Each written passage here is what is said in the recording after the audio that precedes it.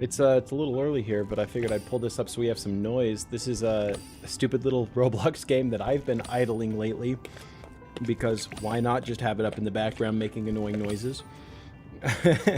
I'm trying to finish my dinner really quick so I don't go crazy. Hey, thank you for the hydration, June's father. Ah, that is delicious. I am drinking a coconut seltzer water, which is one of the absolute best flavors of seltzer water, if you ask me. Alright, so we're going to finish this dinner and then we're going to get started, okay? We're programming today, which I'm nervous about, so I've got to be fed. We're even going glasses today. A lot of the times on the streams, I don't even bother wearing my glasses. But for coding, I figure I'm going to be squinting at a whole bunch of little letters on my screen, so glasses it is today.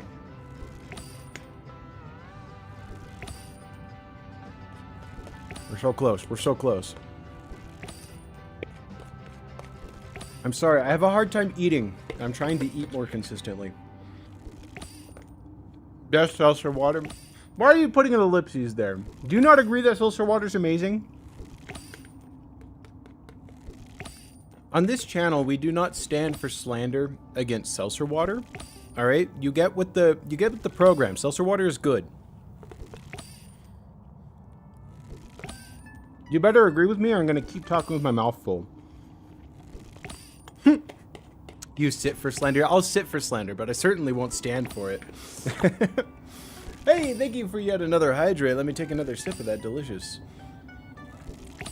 Amazing. Hey, welcome in, Kodiak Lopez. We're just about to start trying to program, which is scary because I don't know what I'm doing with programming. But I'm also trying to finish my dinner before we get into this. So, like, 10 seconds and we're gonna get into programming. I figured we could watch me idle this fishing game while we waited.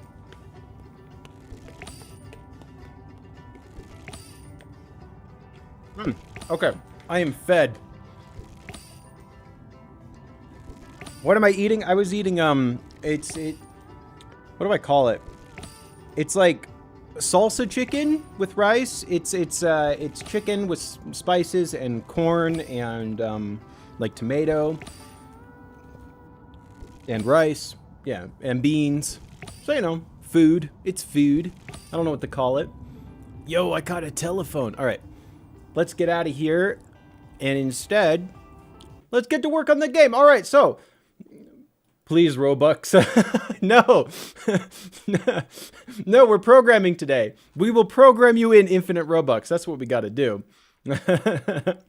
Just put letters and numbers together in the right way. Yeah, programming is as simple as that. Just put letters and numbers together in the right way. All right, so where we left off, we have done the bulk of the building for this map here. So, excuse me. Why am I outside? Hold on.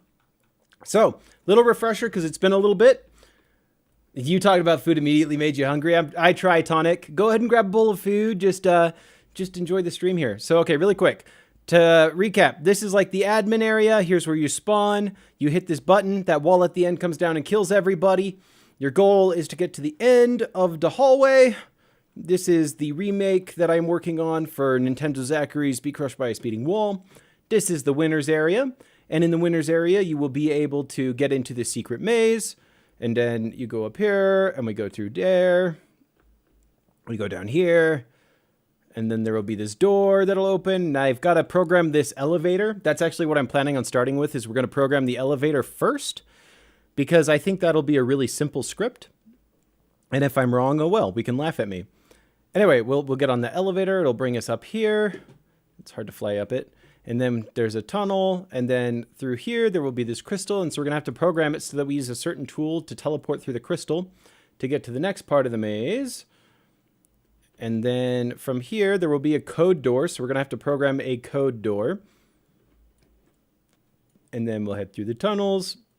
And then there will be some wrong ways. So we're going to have to program over here. We're going to have to program a something that like kills you when you get too close to it. So people can't just walk this way through the maze. And then we continue this way. We go around, and then we're going to have to program this door to open when you click on it. And then right here, if you recall, I'll hit test so we can show everybody. We have our poison trap. So if we fall into here, bam, there's poison. We all die. You slowly die, and there's this blue thing to taunt you. And also, whenever I jump, there's a red thing now. My friend Hattie has been working on a parkour system for the map, I believe. Like you can see it down here in the bottom. It says player jumped, checking if parkour needs to happen. I have no idea what's going on with that script. That is above my pay grade. Today we're doing elevators. But it leaves this red mark that currently does nothing. Enva, thank you for the 2 bits. Heck yes. Oh, 2 bits is the correct number. And anybody new to the channel, you got to know, it's a rule on this channel. If you cheer bits, they have to be an even number. Okay? Otherwise, I'm going to ban you from the chat. Because I'm 2-bit, you know? We don't do odd numbers here. Sorry, I'll get caught up on the chat here in a second. I just want to finish the tour here. So then we have another admin door. And then when you click on this third stair, it's going to have all of the staircase drop down. So I'm going to have to program that. Up here, I think, just leads to, I don't know, we'll add something that kills you up here. Because I don't remember where that goes in the original. And then under the staircase, we go through here, we go around, there's another code door. And then through here, we teleport, and it takes us up to this area. We can go up to final elevator, and that's the end of the maze. There's the badge. Okay, now, let's get caught up. You've ate your daily meals already. I've just been hungry for good food. Ah, that's fair, Tonic. Hey, 3-bit! Enva, we don't allow this. Enva, I just went over the rules. Do you want me to ban you? You can't give me an odd number of bit. Thank you. Andrews, thank you for making up for Enva's horrible odd numbered bit by giving one more. Thank you. And you two have canceled each other out. All is good. Okay. I'm sorry. I don't know how to read your name. You say that you're from Jordan. Your name is purple where I'm looking at it, but I can't read. Is it Sanskrit? I actually don't even know what the alphabet is called. I'm sorry. But welcome to the chat. And Buckeye Nation, you want a shout out? Yo, dude, shout out Buckeye Nation. This guy, fresh to the YouTube chat. Oh my goodness. It's Haroon. Okay, Haroon. Haroon is like, that's how you say your name, or is that the name of the alphabet? Because I'm sorry, I just don't know. But Haroon, I'm going to assume that's the alphabet. You subbed. Hey, thank you. See, I got to shout everybody out. Anybody that hops in the chat, give them a quick shout out. That's how you get the subs. Anyway, so you can see back here, here's the broad view of the maze. That big blue area is going to be the main wall area. And then behind the wall, we have a sort of viewing / shop zone. I kind of didn't finish building the shop. Did that not pop up? What? Hold on. What happened? Your bit. Oh. I'm sorry. It did pop up. I just thought it was the same one. Andrews, I'm going to ban you. You can't give me odd numbered bits. You canceled out Enva, and all was well. And then you ruined it. Now you and Enva are both in hot water again. I'm going to have to ban both of you. Look, I don't make the rules. I just enforce them and also make them. But I don't make the rules. I'll ban him, boss. Thank you, Gremlin. See, this is why I got the mod in the chat. Kill everybody for me that sends odd number bits. Okay, so we're gonna get started on an elevator first because I think that's gonna be the simplest script of everything I have to write. So we're gonna come over here. So how I want this elevator to work. When will I add textures to everything? Oh, blackberries, I have bad news. This is what the original looked like. It just looks like a blue void. So as far as the original goes, like just trying to remake the original, this is how it's gonna look more or less. I might make some changes, but this is gonna be pretty close. But when I make my version of it, I'll probably change that up. So after the scripting is done for the original version is when more texturing will happen. All right, so how this elevator, I want it to work. I want you to touch it and have it change color after you touched it so it's obvious that it's activated. And then I want it to wait like 2 seconds and then start going up. Then I want it to go all the way up to here. And I want it to pause for like 2 seconds. And then I want it to go all the way back down. Okay, and then just reset. So that is what we're going for. Do I play Murder Mystery 2? I used to. It has been a long time since I've played Murder Mystery 2. But I'd be down to play it again sometime. It's been too long. YouTube mode can't stop me. No! My YouTube mod can't stop you. Andrew, you have too much power. Hold on. I'm going to mod Emva and I'm going to mod Andrew on the condition that they ban each other for me really quick. Okay. Let's get a little bit less distracted really quick. Okay, so let's grab this. And I kind of like how it looks like that, but in the original, it was actually sized like this to be flush. So I'll probably do that with it, just to be consistent. And I'm going to change the color to be the same as these by default. So lily white, apparently, is what I've got. Lily white, there we go. Oh, it didn't change. Why didn't you change? Huh? You see this? Why is this one still blue? Hey, Emva, thank you for the 2 bits. All right. Emva, you can stay. You can stay, Emva. That's okay. I'm still banning Andrews, though, once I'm done with this scripting. Oh, it's the material. I need it to be metal, I guess. Metal. There we go. Okay, now they're the same. Hey, Emva, thank you for dehydration. I'm still drinking coconut. I feel wet inside. I love it. You're broke. That's okay. Buckeye, just enjoy watching. That's totally fine. We've also... Hey, Andrews, the 2 bits. There you go. Dude, you learned to count to 2. I'm so proud of you. I'm so very proud. Thank you for the 2 bits. But what I was going to say, Buckeye Nation, you don't need any money. But what we have established is if you're watching the streams, when the game is done, so not right now, but when the game is done, if you come into a stream and ask for VIP, I will give it to you. Okay? I will program some sort of VIP perk and I will give it to anybody that joins the stream and asks for it. But it's when the game's done. I don't have that yet. I have to figure out how to script it first. Okay. So here's this part. I'm going to rename it Elevator so I can find it. Let's go lowercase. No, I want uppercase. Elevator. Elevator. I think I spelled that right. And then inside of the elevator, we're going to add a script. And then let's go ahead and do local. Yeah, okay. No, it's got me. Elevator equals script.parent. That doesn't sound right. It should be... It should be like elevator.script, I think. I don't know. This autofill, I don't know what I'm doing. I'm going to guess a little bit, then we're going to find a tutorial and do it correctly, okay? So I'm going to say elevator.script. Script. I don't think I'm doing that right. I'm pretty almost certain that I did that wrong. Yes, Blackberries, absolutely. You can have VIP when it's done. You just got to ask in any stream once VIP is complete. If you ask for it, I'll give it to you, okay? That's the deal. But again, it's not made yet.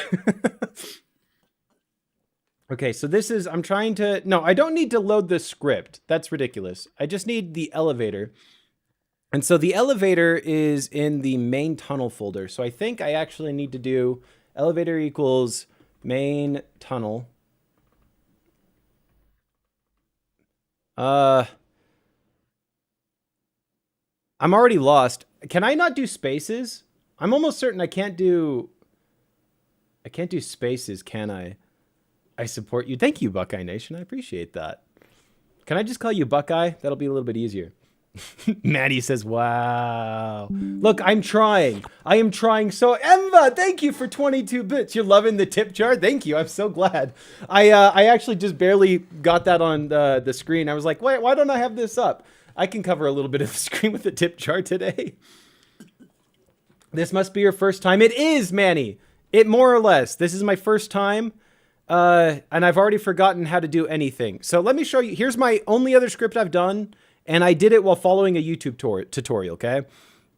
So I made a little dialogue system, which is here. And this is my first script, and I followed the tutorial. So so it's local GUI equals script.parent. So no, I do need script.parent. Okay. This is how I'm learning. I'm also going to rename this script. I'm going to name this script. I've already lost my part where it's in here, and then I've got to find elevator again. Elevator script rename. Hey, and oh my gosh, they're competing. This is the best. Guys, the tip jar's overflowing. We have so many bits. I love this. I'm so happy I have the tip jar up. That's really fun. Thank you for the 24 bits, Andrews. Okay, I don't have to ban you anymore. I don't have to ban Emva anymore. You guys have learned to count even numbers. I'm proud of you. We're going to call this Elevate Script. Elevate Script. I think I spelled that fine. Okay, and now in the elevator script, we're going to go local. Local space. No, local. What is this? GUI equals script. Okay, we need a tutorial. I don't know what I'm doing. I can't even do the first line on my own. To program a. Hey, thank you, Gold Edits. Thank you for subscribing. Was that a Twitch subscription or YouTube? I think that's YouTube. Thank you for subscribing. I very much appreciate it. You only have 1 bit left. Andrews, you better keep that bit to yourself. I don't want to see a single odd numbered bit in here, okay? Especially if you don't have the bits to undo it. How to program a elevator. Okay. This is on the developer form. Perfect. Developers know what they're doing. Tweening? Oh yeah, tweening works.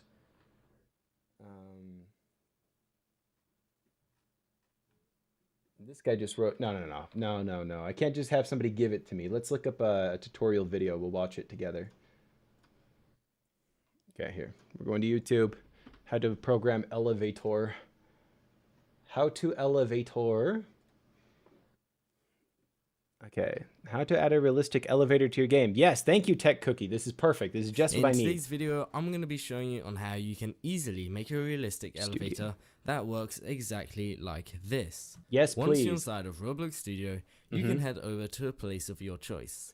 So just for today's case, I'm going to head over to Baseplate. And how to program elevator. Step 1, go up. Step 2, go down. That's what I know, Tonic. I know that it's going to be like super easy. That's why I'm starting with the elevator. I'm embarrassed that I don't even know how to start a script. I don't know what I'm doing. I need to do some reading on like basic Lua scripting so I kind of know what's going on because I don't know what's going on. Emva, thank you for more bits. This is beautiful. Emva, 22 bits. This is, I need a bigger bit jar at this point. Then once you're inside of Step 1, Studio, program it's the gonna be time elevator. to download this elevator.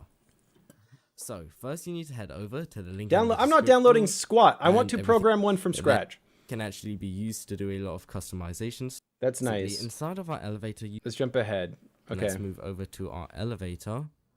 And you should see we have this cabinet. And we can move this cabinet wherever we want. I'm just going to move it down to the ground floor here. And this cabinet can be opened by our key. And I'm just going to move a wedge down here so we can get up there a bit easier. And this key allows us to open this panel and gives us all of this useful information and in fact commands and other utilities we can use it for.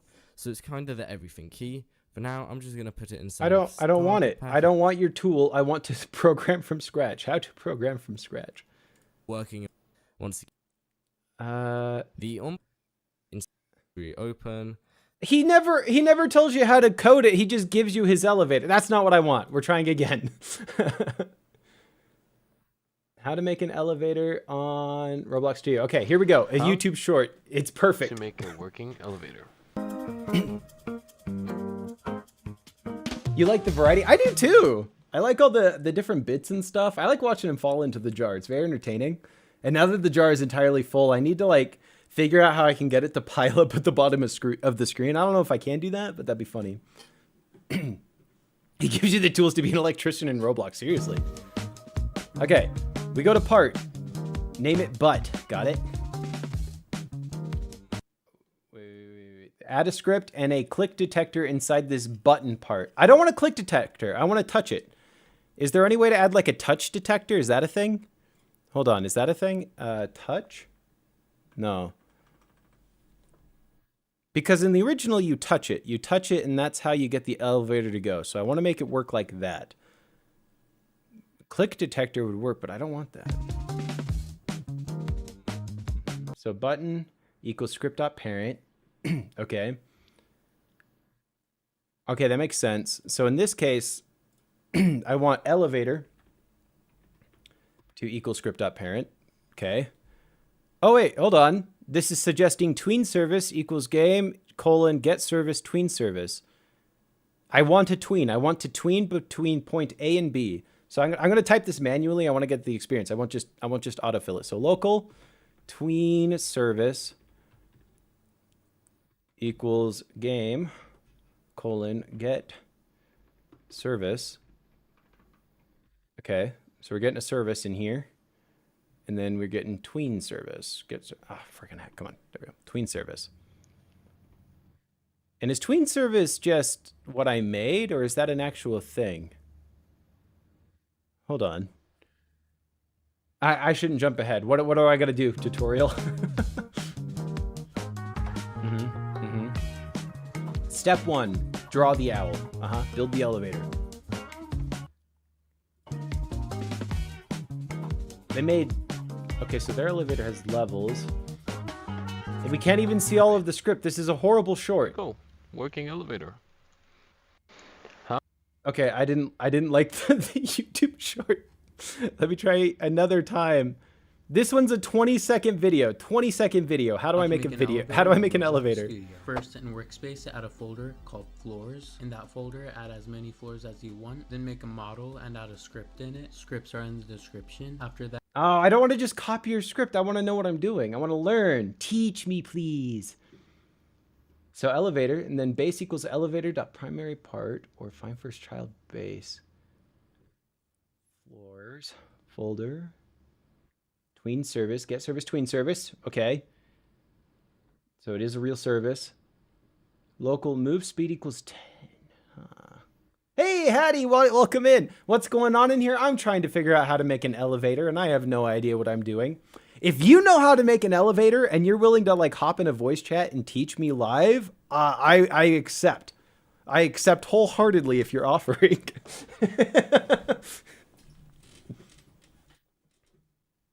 But for now, I'm trying to find a tutorial, but none of these tutorials are teaching. This is part 1. Why is this one so long to make an elevator? Simple elevator. Here we go. This is perfect.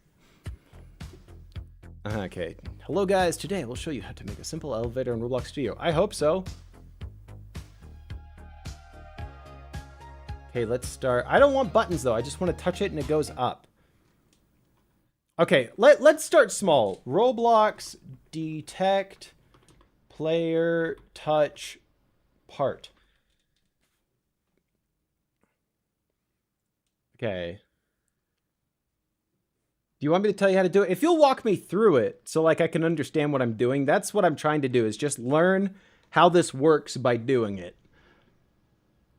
Okay, so thing.touched::connect. Call me in. Okay. Oh, guys, I'm getting a tutor. This is so much better. This is gonna be so much better. Okay, let me make a quick phone call.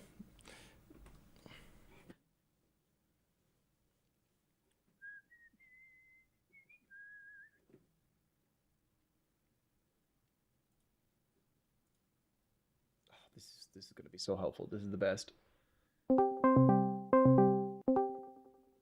Hello. Aloha. Hi there. Oh, it is How so do? good. It's going so good. It's so nice to have a scripting expert in the voice chat here. Oh, And I don't know about expert, absolute but professional, like if you're trying to fully make a thing licensed. that when you step on it, it does a thing. Yes, I please. mean, How do I do this? let me see. Where are you putting it? LARP, sir. Don't brain rot me telling me I'm LARPing. I'm not LARPing, I'm learning. It's different. Sorry, Hattie, go Okay. ahead. No worries. Okay. So first you need a detection box. So you make a little part that's transparent Okay. I will do and that. Let has me no come collision. here. Let me just close this. Open this. Add a part. Did you say no collision? No collision and transparent for now. You want it to be invisible in the final, but right now it's not going to be. Got it. All It's right. basically So, just a box that can only collide with the player, and it basically runs a script when it touches a player. okay. Is there a checkbox for invisible, or do you just turn up the transparency?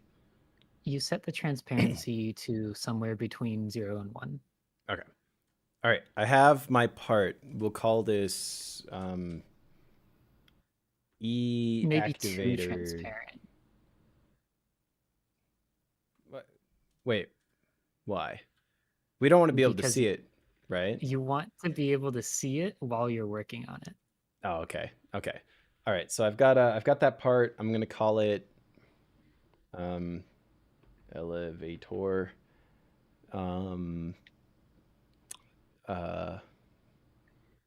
Trigger. Okay. Now what? Okay. I'm doing great, by the Go. way. No, it's wonderful to speak with you. Go ahead and click on the plus button on the elevator trigger. Oh, it didn't. Oh, where did it go? I was trying to put it up here so it would be by the elevator, but it's trying to alphabetize. But it should be you're next gonna to the need elevator because categorize it's called stuff elevator. Huh? You gotta categorize stuff by folders typically. Well, I am doing so Okay, poorly so far. it But moved up anyway. for me. No, it's okay. You're learning. It's a learning experience. Thank you. You know that voice. You do Right, know that voice. This is Hattie. She does Oh, bedtime readings that I keep missing. hello, Andrews. It's so wonderful to see you. I need to not watch you on Twitch because when I watch you on Twitch, there's too many ads. Oh, wait, hold on. Okay. People can't see what I'm doing. Oh, that's so embarrassing. Okay, here you go, guys. Here's the block I added. I named it elevator trigger. You can't see that under me. Let me move myself. Oh no. Let me move myself. Okay, I'll be over here for now. Okay. All right, go ahead and create a script underneath the elevator trigger. Okay. Gonna be I had one under the here. elevator, but I'll just put one under the trigger. So add script. Okay. We're gonna be a little bit bad here and Okay. code in the workspace rather than putting it in server script storage. But that's okay. We're learning. Is that not what we're supposed to do? Well, it's less organized this way. Okay. But that's okay. It's all right.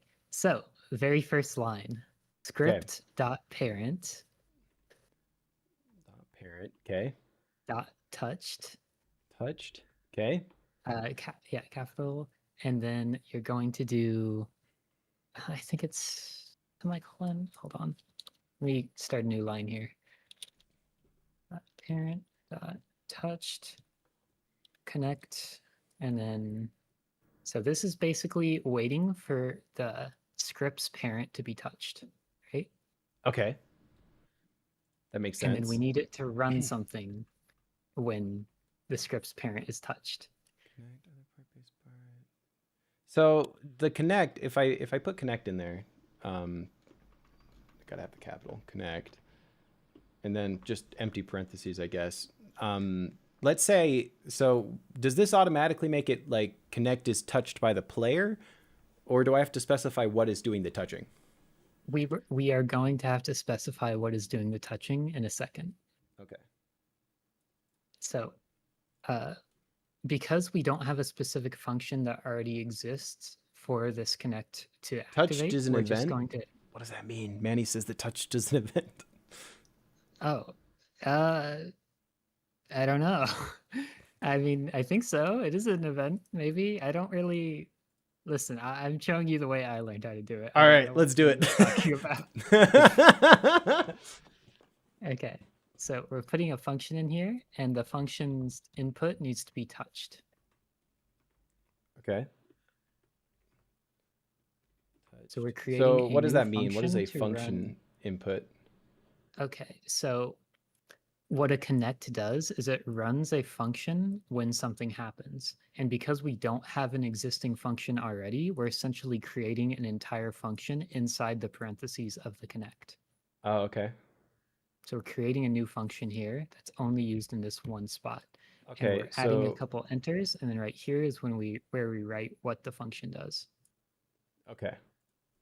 So I would do the same thing, and then I would have end. And then I have too many parentheses. Yeah. So there. No worries. And then the very first thing we need to do is to figure out if the thing that we touched is good or bad. So we want it to specifically be player only. I already have a script running in the background that sets the player's collision boxes to player whenever they spawn in. So we don't have to worry about that. Instead, we can do a if touched is a part, or touched is a mesh part or unit operation. It's the AI filled that in for me. I'm sure I'm doing this in an inefficient way, but that's fine.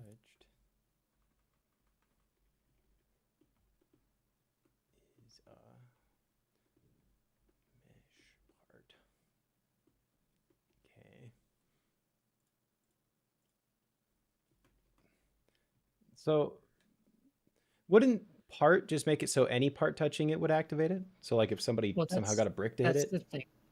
It would, right? But right now, oh wait, no, this is redundant. Yeah, these are all the type of parts anyways. I don't understand any of this advice, but Manny says you can also use player service to get player from character. Would that make more efficient? Well, I don't see how that's relevant right now. Okay. Simply all right. because I will stop listening to chat and I will listen to you exclusively. No. Manny's like trying to help. I'm not creding on Manny, but this is a server script we're running right now, so it cannot get player character from server script. But we can use player service to get the list of players, but that's not really terribly necessary because we already have all players using a specific collision group. So we're gonna skip the touched is a part thing because it's not relevant here. Okay, so just get rid of that. We already know that this elevator trigger can only trigger on players. And we're going to do that by switching the elevator trigger from collision group. Let me check the collision groups. Player detection group. Go ahead and set it to player detection group.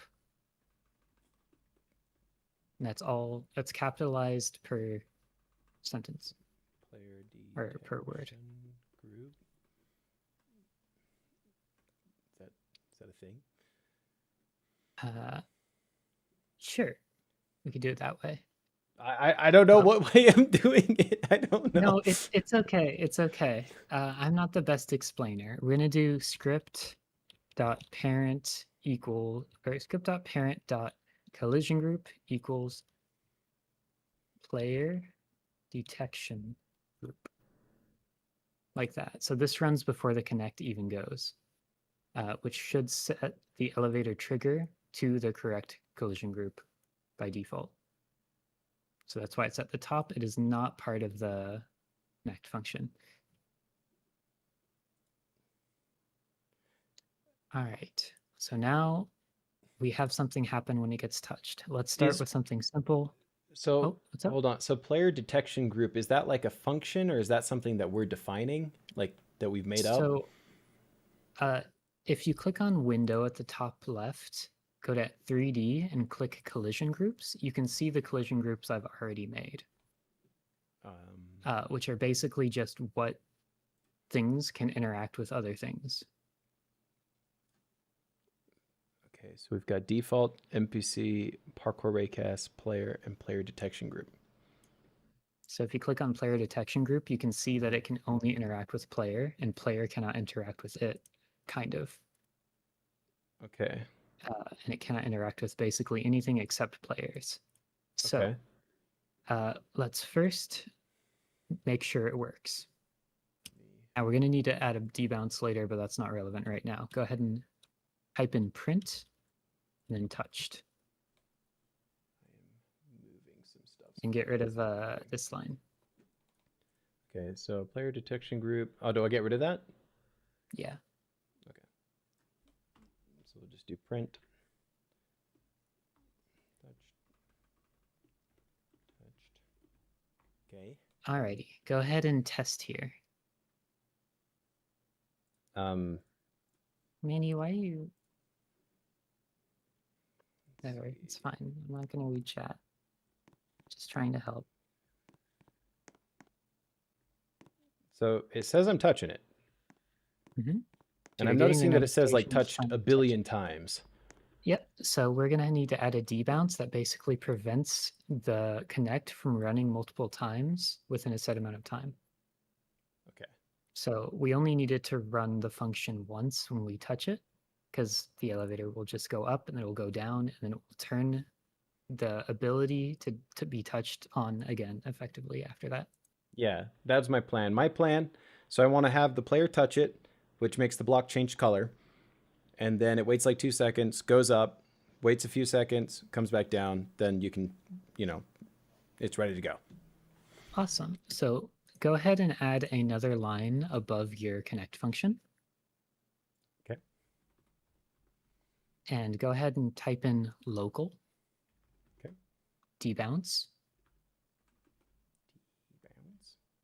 Equals false.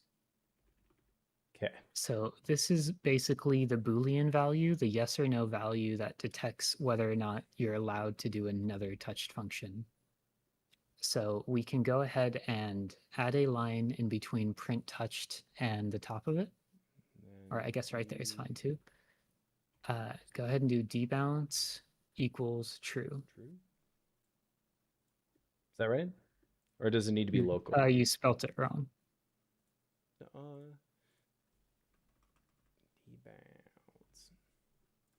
All right, debounce equals true. And then add another line above debounce equals true. Does it need to be local? I don't know why it's local above and not here. So local is how you define the variable, right? Okay.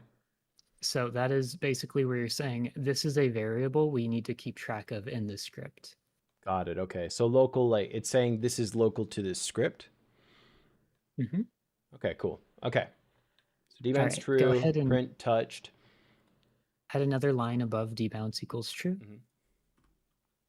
And we need to basically make sure that this does not run if debounce equals true.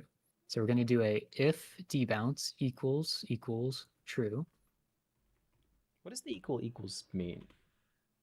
It's just a way of separating the way that the function is laid out, I suppose. I'm not really sure. You just have to do it. It's kind of cringe. When do you do it though? Like for if statements specifically? For if statements, yeah. Okay. And then you need a then after true. Shouldn't it be false? Yes. If it equals false, then make it true, then say touched. Yes. Make sure you have a then after it though, because you need a if, then, and then turns to true, which means it cannot activate again. And go ahead and add an end after print touched. And then test it again to see if it. Oh yeah, you need another. Or do I need like another end? Because the if then statement requires an end. That one does not need a parentheses though. Or Okay. Yeah. Okay. Go ahead and test here to double check to see if it's working. Oh no, I was still going. Did I break it? No, it saved it. That's good. Okay. So I touched it, and I'm not touching it a million times. But now it's going to be stuck as being set to true. Mm-hmm. Okay, we're So working. there. So this is Now good. we have the on switch effectively. So it cannot turn on twice. Now we need to code some kind of reason for it to have an off switch. I guess that's not necessary really until it completes its function. But you said you wanted it to turn a different color, Yes. wait 2 seconds, and then go up. Yeah. Okay. Go ahead and add another line after end. Okay. Or actually, no, inside the if then statement. Okay. Right there. Yep. And we're going to do script.parent. Okay. Dot color. Okay. Let's see, is it color 3? What is it? Script.parent dot color. No, it's just color.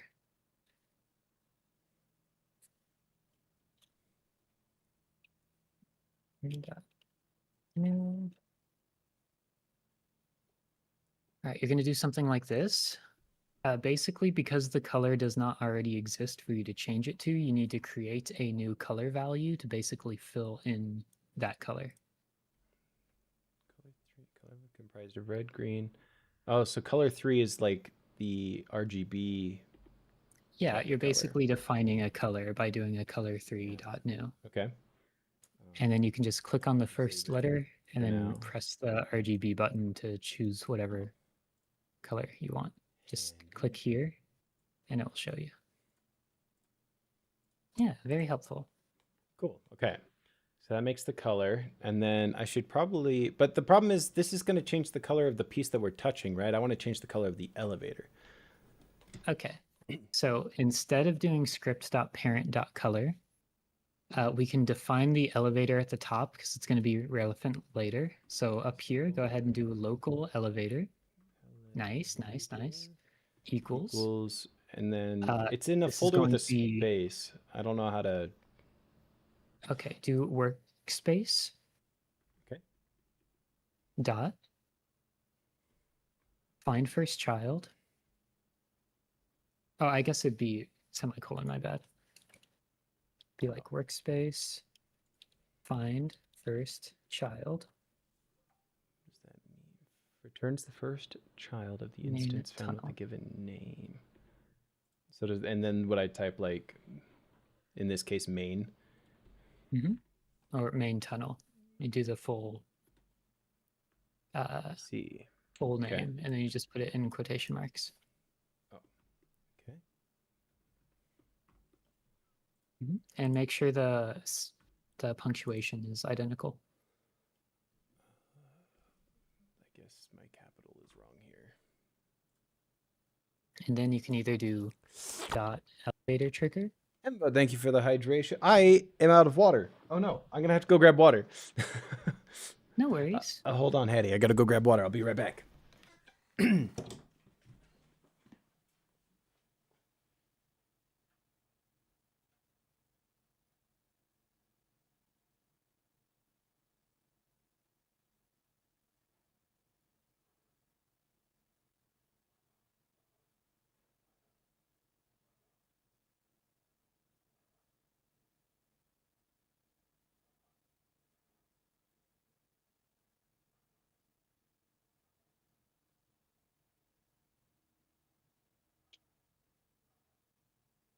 I'm doing okay. I'm just trying to help.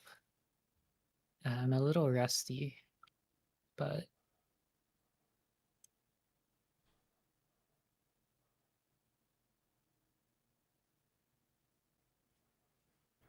Hello. Okay. Let me get my headphones on. Emva, this hydrate is for you. I grabbed a grape. Oh no. Look at me, camera. There we go. I grabbed a grape sugar-free Shasta. Here we go. Delicious grape hydration. Thank you for that. All right. Andrews asks, how you doing, Hattie? How you doing? I'm doing okay. I'm just trying my best. Oh, I think you're doing great. I really appreciate it. Also, Andrew says you're better than most. I appreciate it. It's very much just a hobby thing I did for a little bit. Nothing ever like came of it, unfortunately, but it is fun to mess around in. So it'll be main Coding is tunnel, pretty then fun. want to be dot elevator, and then dot elevator trigger.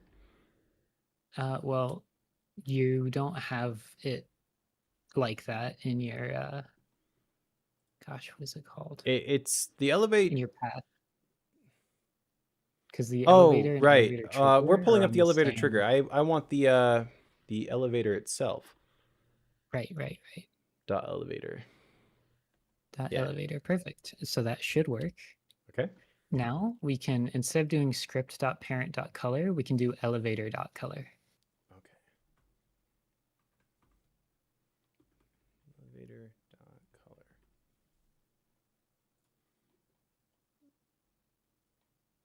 Will it be color 3 or just color? Do color 3 and make sure it's capitalized. I don't know if it matters And entirely. color. It doesn't like color 3 is an option, so just color, and then there's brick color. Just do color. Okay. And then go ahead and let's test it out. Okay. I want to grab.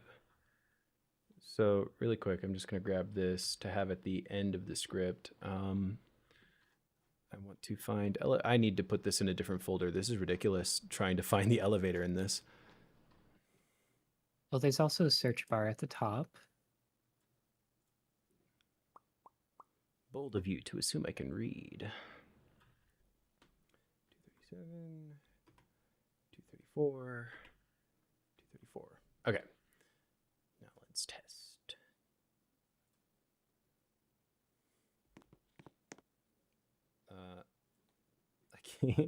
Hold on. I got to stop this. I probably shouldn't have this sitting here in the script because it's just going to break everything. I'll put it here for now just so I have it. And then I need to make this transparent really quick so we can actually see if it's working.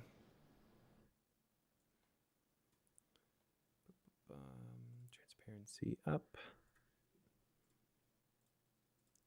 Okay, and now we'll test. Touch it. Hey, okay, we're changing color. It's working. It's working. Guys, Hattie's a genius. Thank you for your help with this, by the way. I really appreciate it. Of course. All right, so And it now changes color.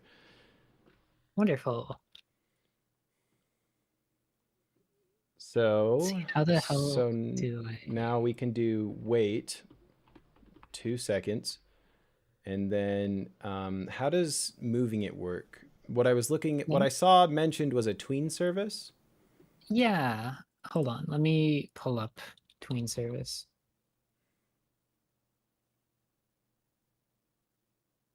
I'm really bad about like copy pasting in the tween service tween info every time.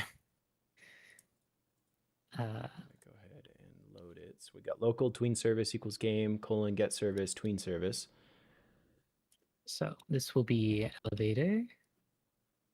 And then we would do tween info, which I believe we could just fit in there. And then let's see, tween info is create elevator. Wait.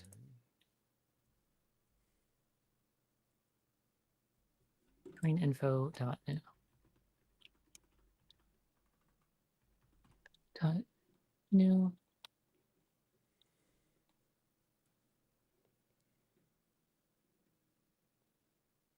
Okay, so if you copy paste this after wait 2, I'll show you how to do it. Okay, so what, just the whole thing? Just the tween play? These 2 lines. Yeah, sure. Both of them. Oh, both of them in there.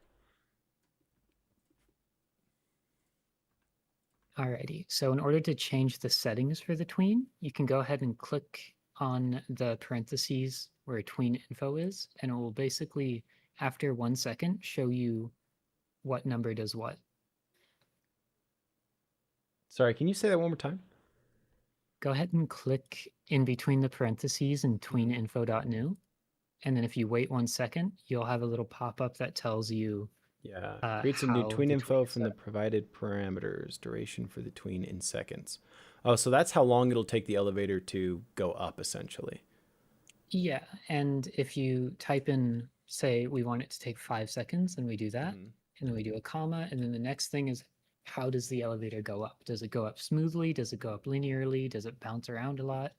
It's kind of like how curves work in trigonometry. Okay.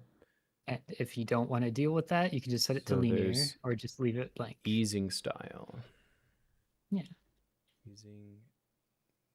It's enum.easing style, and then you'll get a list of the styles. Easing style dot. So let's see. So back slightly overshoots the target, then backs into place. No. Quad, similar to sine, but with slightly sharper curve. Speed is determined by sine wave for gentle easing motion. Similar to a quad, but with slightly sharper curve based on cubic interpolate. I don't even know what that means. And then quart, sharper curved. I'll just go with sine, I guess. Okay. So next, now that we've got like Blackberries asked, what about if there's a lot of players at the elevator? It would cause traffic. So multiple players would be able to ride up on the elevator at the same time. The way that the script is working right now is anybody can touch that button, and then it'll wait a few seconds so people can get on it, and then it will rise up. So everybody can be on it at once. It just can't be pressed a million times. But it doesn't matter who presses it. It can only be pressed again after it's done a full circuit, essentially. It's like Dark Souls elevators, you know? Sorry, say that again. I was reading a comment. Dark Souls elevators? It's like Dark Souls elevators. They can't be triggered again until they've gone like full circuit, or at least all the way up or all the way down. Yeah, exactly. So and you need to add for when the player gets off, set color to gray. Yeah, I have that. I put it over here for now. That's what this is going to be. It's just going to be at the end. But if I leave it in there right now, it kind of breaks things. So, okay. So enum easing style, and then there's position equals vector new 030 0. So how do I get the elevator? So let's go ahead.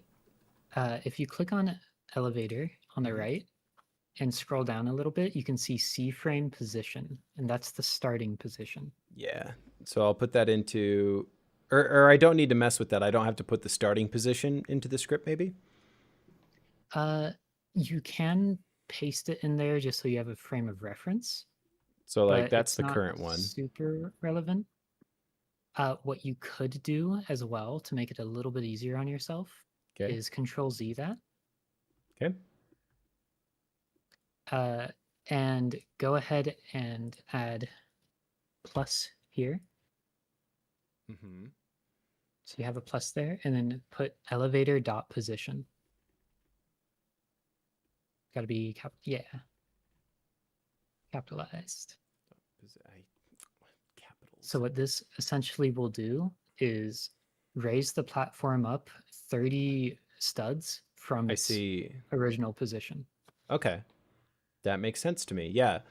So, okay, let me look at this. So this is the one bit I don't quite get. So we've got local tween. So that's just, we're calling this script here, or like this line, we're calling that tween so we can reference it later. That way we can have tween play.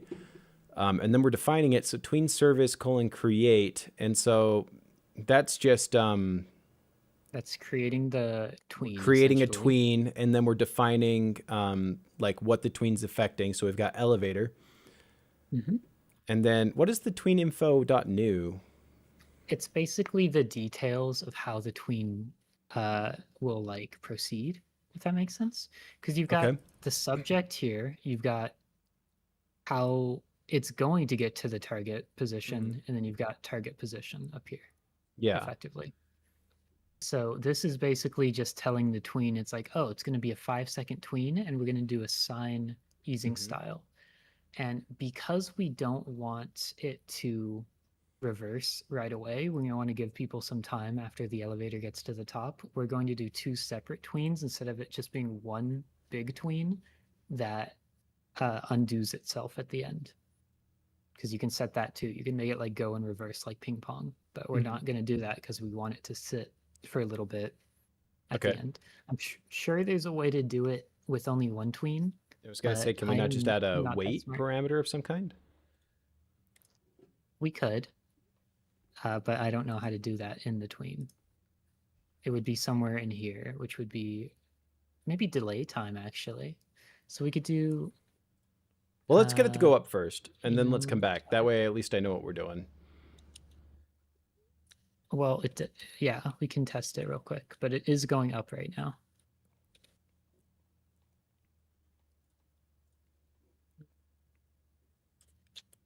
And then repeat count 0 versus true delay time 5.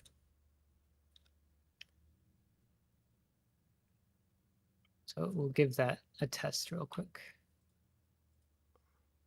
What? And it does not seem to be working. Oh, wait, no. Oh. Holy shit. Oh. Well, I can't see it. I'll try testing. Well, it works. Very blue. And then waits a few seconds. Man, 2 seconds. That felt like a lot longer than 2 seconds. Yeah, I think that might be because it's set to delay. Yeah, I have delay set to 5 because I thought it would hold at the top for 5 seconds, but I don't know if it is.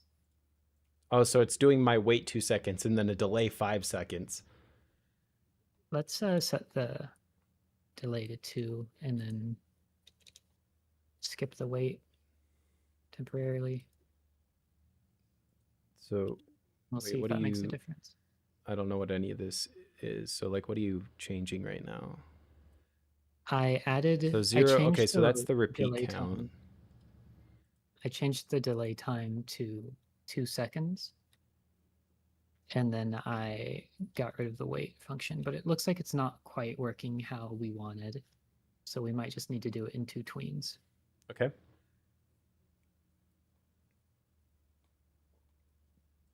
So do I just remove this line that you added then, the easing direction? Sure, we don't really need it.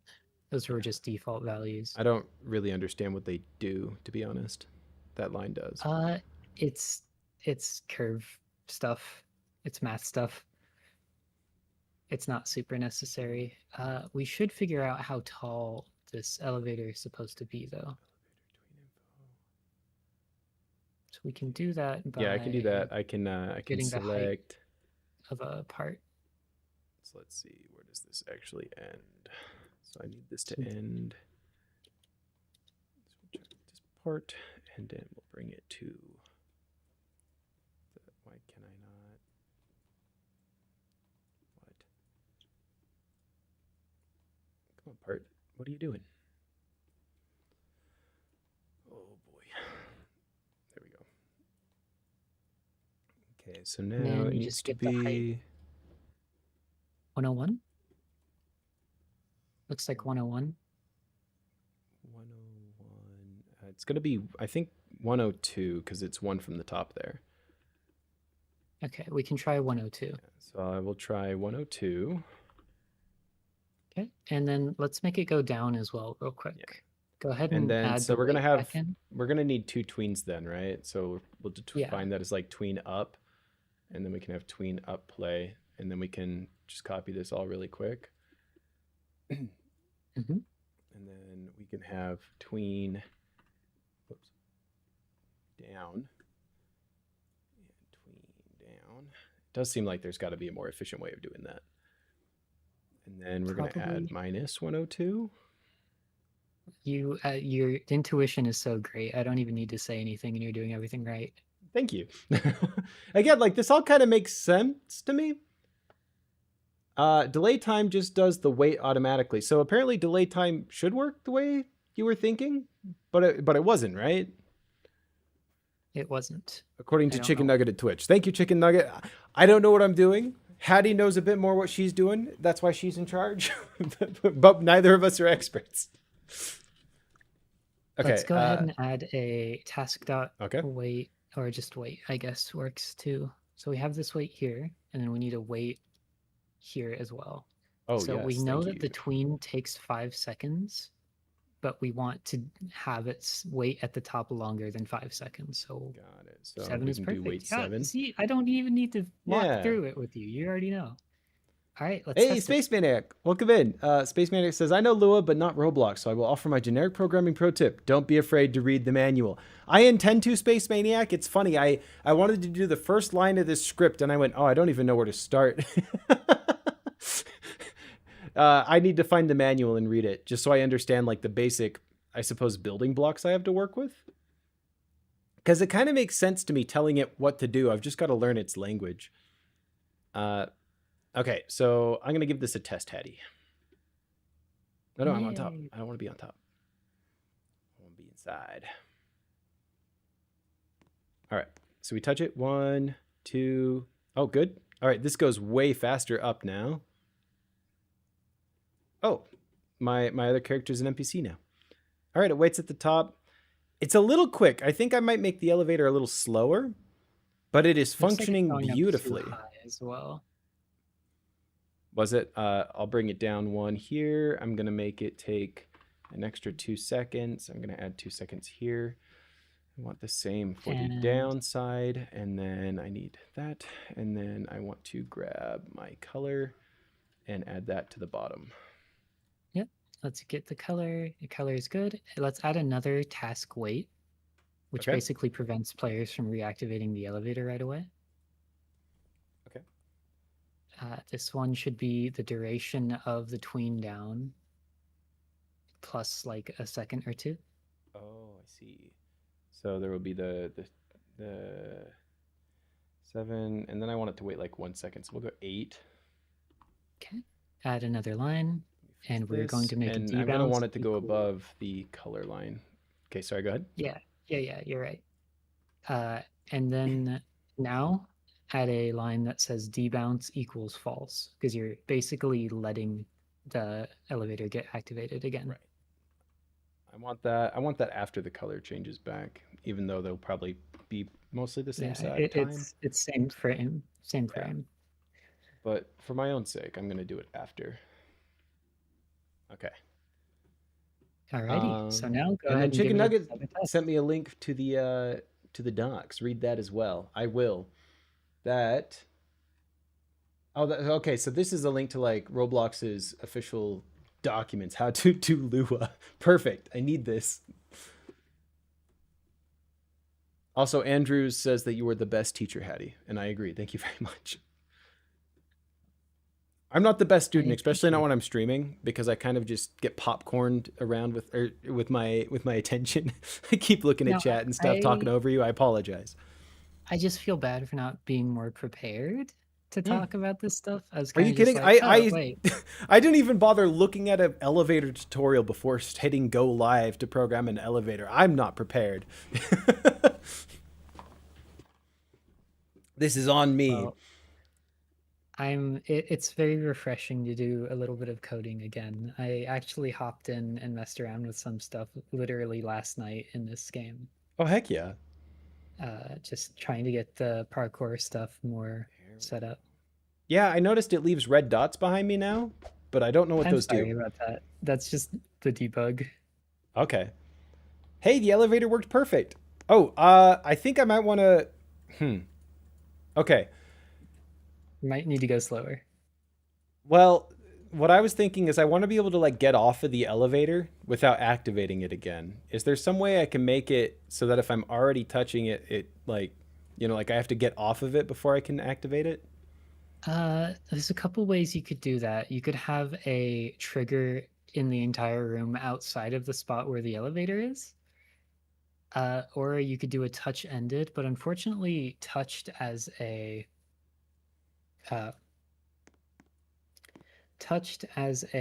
trigger. It's also going back to the wrong color. Very glitchy. Okay. Your Twitch is bugging out. You could find me on YouTube. Don't tell Twitch, but I'm on both. Chicken Nugget. Could give it a cooldown of some sort. Yeah, I'm adding a second delay. I can make that longer. Maybe I'll just do that for now. If touch ended is strange. touch ended doesn't work quite as well as I would like, unfortunately. Well, I'll just add a couple seconds to the end wait. You could connect it to a task.spawn, and when they hop off, you can just cancel it. Do you know what that means? I'm looking it up. Okay. Maybe chicken nuggets goaded. Task.spawn. Okay, hold on. Spawn. Call such resumes a function coroutine immediately through the engine scheduler. It doesn't mean a lot to me. That does not. I'm staring at you with my big eyes. Yeah. I got my big dough eyes. What does that mean, confused. chicken nugget? This is my this is my second day ever doing scripting. Let me show you really quick, chicken nugget, since I don't think you were here earlier. The only other script I've ever done was one that I just followed a YouTube tutorial on how to make this like a dialogue system. And so I wrote like a really simple dialogue system. You hit a button, it plays dialogue. What's that? I think I understand what it is. It basically, okay. I think it's supposed to resume the task effectively as soon as someone steps off of it. But the way that we're doing it with dot touched is really like sketchy and weird. So what we could do is have a big, like, I don't know, a big trigger around the elevator that's like when player leaves this like much bigger trigger, then we can resume the elevator working again. But that sounds annoying to do. Because then we have two connects rather than it just be all connected into one. We could also, by the way, chicken nugget, I love the bing bong thing next to your name. I love that. No, chicken nugget's awesome. I need that. I need that. Okay, yeah. I just like a lot of Roblox games that I've played, like you think any tycoon, and they always have a box that you go to touch to collect your money. I've always noticed that, like, you know, you have to like walk off of it, walk back onto it to keep collecting your money. You know, you can't just like walk around on top of the box or in the box or however they have it.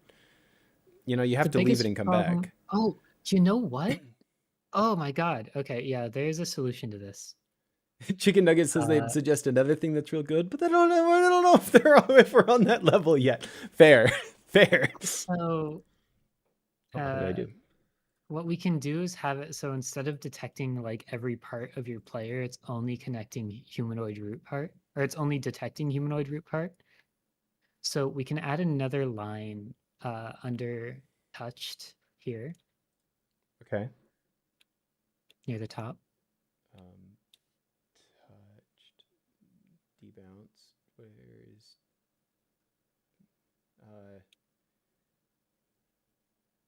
Where do we even have touched? Hold on. Okay. Oh, over here. So under here. So just like immediately under it. Under here. Okay. Yep. And we're gonna do a if touched dot name. Okay. Equals. Actually, we can add this to the if function we already have. Go ahead and delete this. Okay. And in between if and debounce, if touched dot name is equal to. So just single equals this time? It's two equals. Okay. Is equal to humanoid root part, and this is going to be in parentheses. Is that also capitalized? Humanoid root part. Perfect. It's in parentheses. What you can do is you can double click something and press the parentheses button, and it will parenthesize it. Or sorry, quotation marks. My bad. Oh, so not parentheses. Humanoid root part. Select parentheses. Oh, that added the whatever you call the little parentheses. Need to do the big ones. I need full parentheses. I actually don't know what you call those.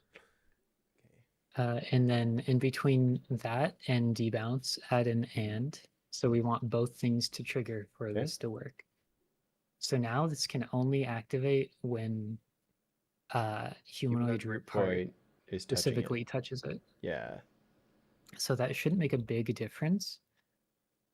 Semi-quotes or backticks? Okay. Oh, wait. Oh, are you saying that they all work the same way? So quotes, semi-quotes, and backticks all work like the same? That's awesome. Because that's handy to know. That is handy to know. If that is what you're saying, Chick Nugget. Either one work. Okay, I think that's what they're saying. Okay, so what we can do is erase the line that says debounce equals false. Okay. And we're going to add a custom connect effectively that is waiting for a player to leave the elevator area in order to allow debounce. So let's do a local connect equals. Okay. This is going to be script.parent.touched-ended. Script.parent. What did you call it? Touched-ended. You got to capitalize most of these. Oh no. Parent dot. You got to capitalize most of these. I typed it without again. Parent dot touched-ended. That's one word ended. Effectively. Yeah. And then that is connect. You got to use colon. Connect. Okay. Function. Okay. Touched. And move your cursor one to the right and press enter.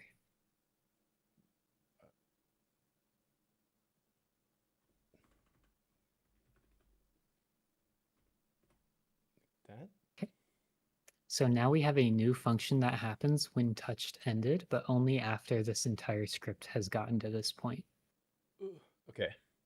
So we can do a if. We're not going to check to see if there's any other players standing on it because that's a lot more steps at this moment.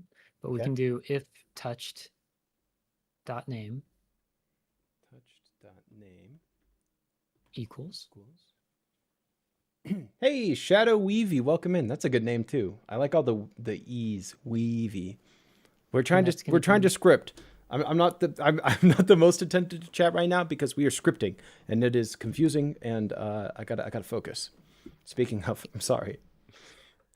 And we're checking to see if the touched name is humanoid root part.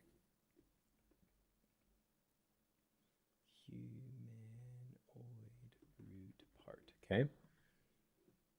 Okay, make sure that is in quotation marks. Quotation marks. Okay. And make sure you have two equals because this is an if-then statement. Oh, yes, thank you. Okay, and then make sure you write then. Are you getting random audio glitches from the start of the stream? Great question. What do you mean, like bits of my audio from the start of the stream? Or are you saying it's just been glitchy the whole time?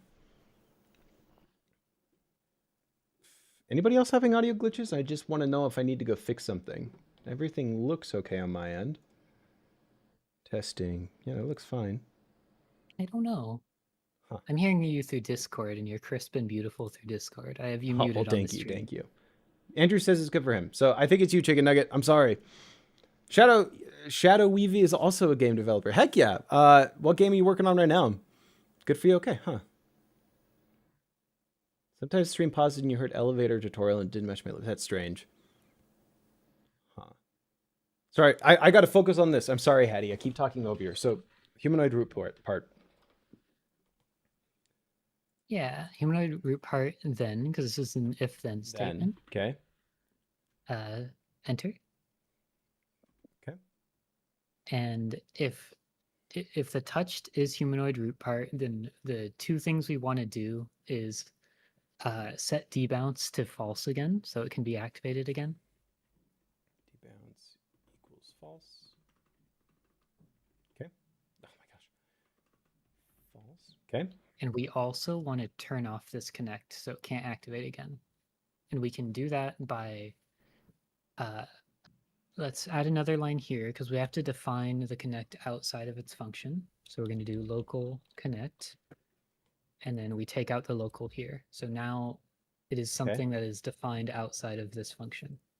Then we can just do connect, disconnect, connect, semicolon, disconnect. But don't we need to define it? Like have equals and then something?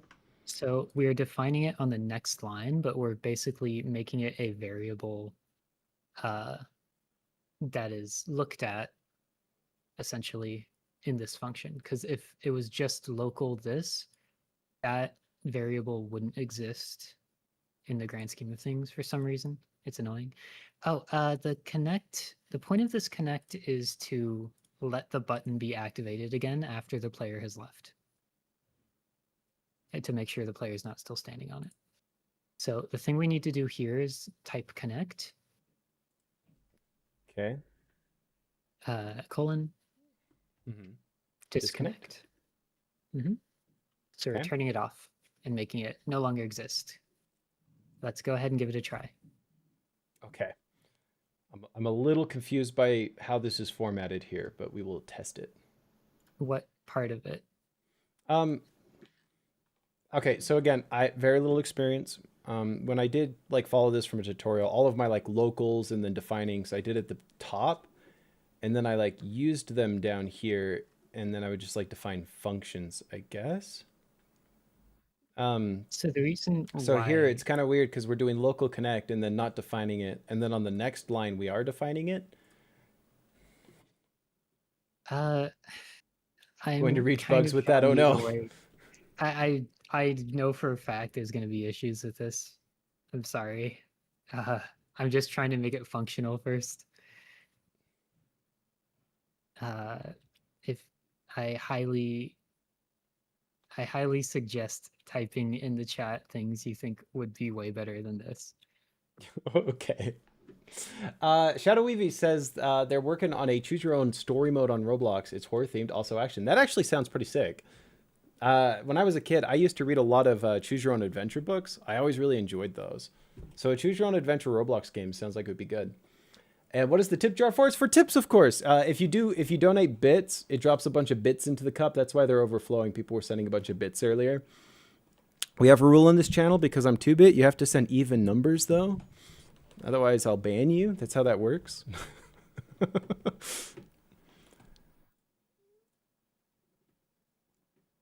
So name humanoid root part, then debounce. Okay, let's just test it and see what happens.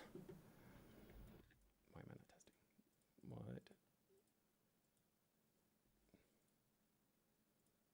testing? What? Uh-oh. I think the character might be too tall. Oh, wait, it's broken. Why is it broken? How did I break it? I think the character might be too tall. So let's make the trigger Wait, what? You need to make the trigger taller. You've donated 0 bits. You're in the even. You're lucky now. That's right. You either keep it at 0 bits or you make it 2. Okay. Well, there's going to be tall characters, though, so it's got to be a script that'll work with tall characters. So every character is the same size effectively because we're looking at humanoid root part. So we just need to make the trigger taller. Okay. That's possible. Hey, Shadow Evie, thank you for following the channel. Oh, I should have told you, by the way, so what we're doing, I'm trying to remake my favorite game from back in the day. It's Be Crushed by a Speeding Wall by Nintendo Zachary. There is like a remade version that somebody has. It's quite successful. I just don't like it at all. I feel like it lost the charm of the original. And so I really want to remake the original like 1-for-1. And then from there, I'll probably expand it into like my own remade version. But I really want to remake the original because the original has been broken for like over 12 years. Wait a minute. Somebody's a total of 51 bits. Who is it? We got to kill them. They've got to die. It's the end for them. I don't even know how to see totals. I'm sitting here streaming on Twitch and I have no idea how to even see like totals. Oh, there we go. Emva, are you in here? Emva, I know that we said that you were in the clear. I didn't realize people could see your total bits. You sent an odd number. We're going to have a problem here. All right. So you made the trigger taller. It's working. I'm going up. Emva, it's Emva. Emva has 51. That's an odd number. That's illegal. Okay, and then we come back down. We wait. Elevator is turning the wrong color, but it's not going back up. I walk off, I get back on, and it works. So it works. The way you did it works so far, Hattie. I don't know if it'll break with multiple players or not, but it works for now. We could make it change color when it activates again as well. Nice. Basically, what I would do as someone who's not super confident. Well, no, I mean, if we go into the script, we can make it so the color changes happen when the debounce change happens. So when the button can be pressed again is when the color fixes itself. Yes, that is what I want. So we'll just move that.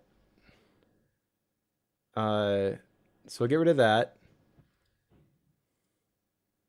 And then, is there any reason to have this weight here anymore?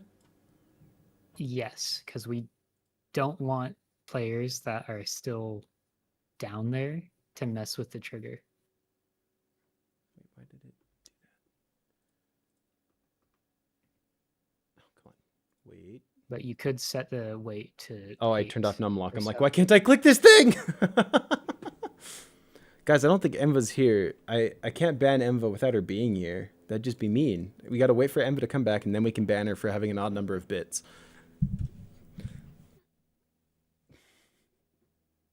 Hey, Tonic, you're on the phone again. I like that you changed it to the Phone Lord. I think you did that last time. It was pretty good. So I'm taking the color. I think I already cut it. I'm putting it down here with the disconnect. My problem with that is... So are you saying that if there's a second player waiting at the bottom of the elevator, they'll be able to, like, hit the trigger before this guy gets off? Like the first person gets off? And that's why we have the task wait. Okay. Then I would want the color to be after the task wait, not along with the debounce. Why not? Why though? Well, hold on. If this is the first person has to get off, then somebody could just sit on the elevator and then make it so nobody could ever go up it again. No, because as soon as someone steps off the elevator, it re-triggers again. It's stepping off the elevator that lets it be used again. Right, but what I'm saying is, like, let's say there's another person at the bottom of the elevator waiting for it, and somebody just goes AFK on the elevator. That first person going AFK on the elevator will keep it broken for everybody, won't they? If someone goes on the elevator and goes off of it again, it will trigger regardless of who they are. Okay. Because the script is just looking for a player's humanoid root part leaving the area. It's not specifically. I'll try putting this down here for now then. Is this... So for some reason my color is wrong. 237, 234, 234. 237, 234, 234. It's the same. So why is my color changing to the wrong thing at the end?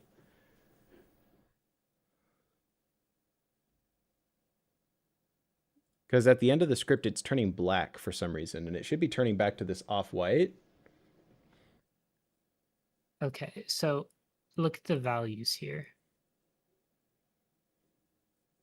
So the elevator color by default, what it does is it uses 255s as like the max value, and then 0 is the min value, whereas color3.new uses 0 to 1 for each value.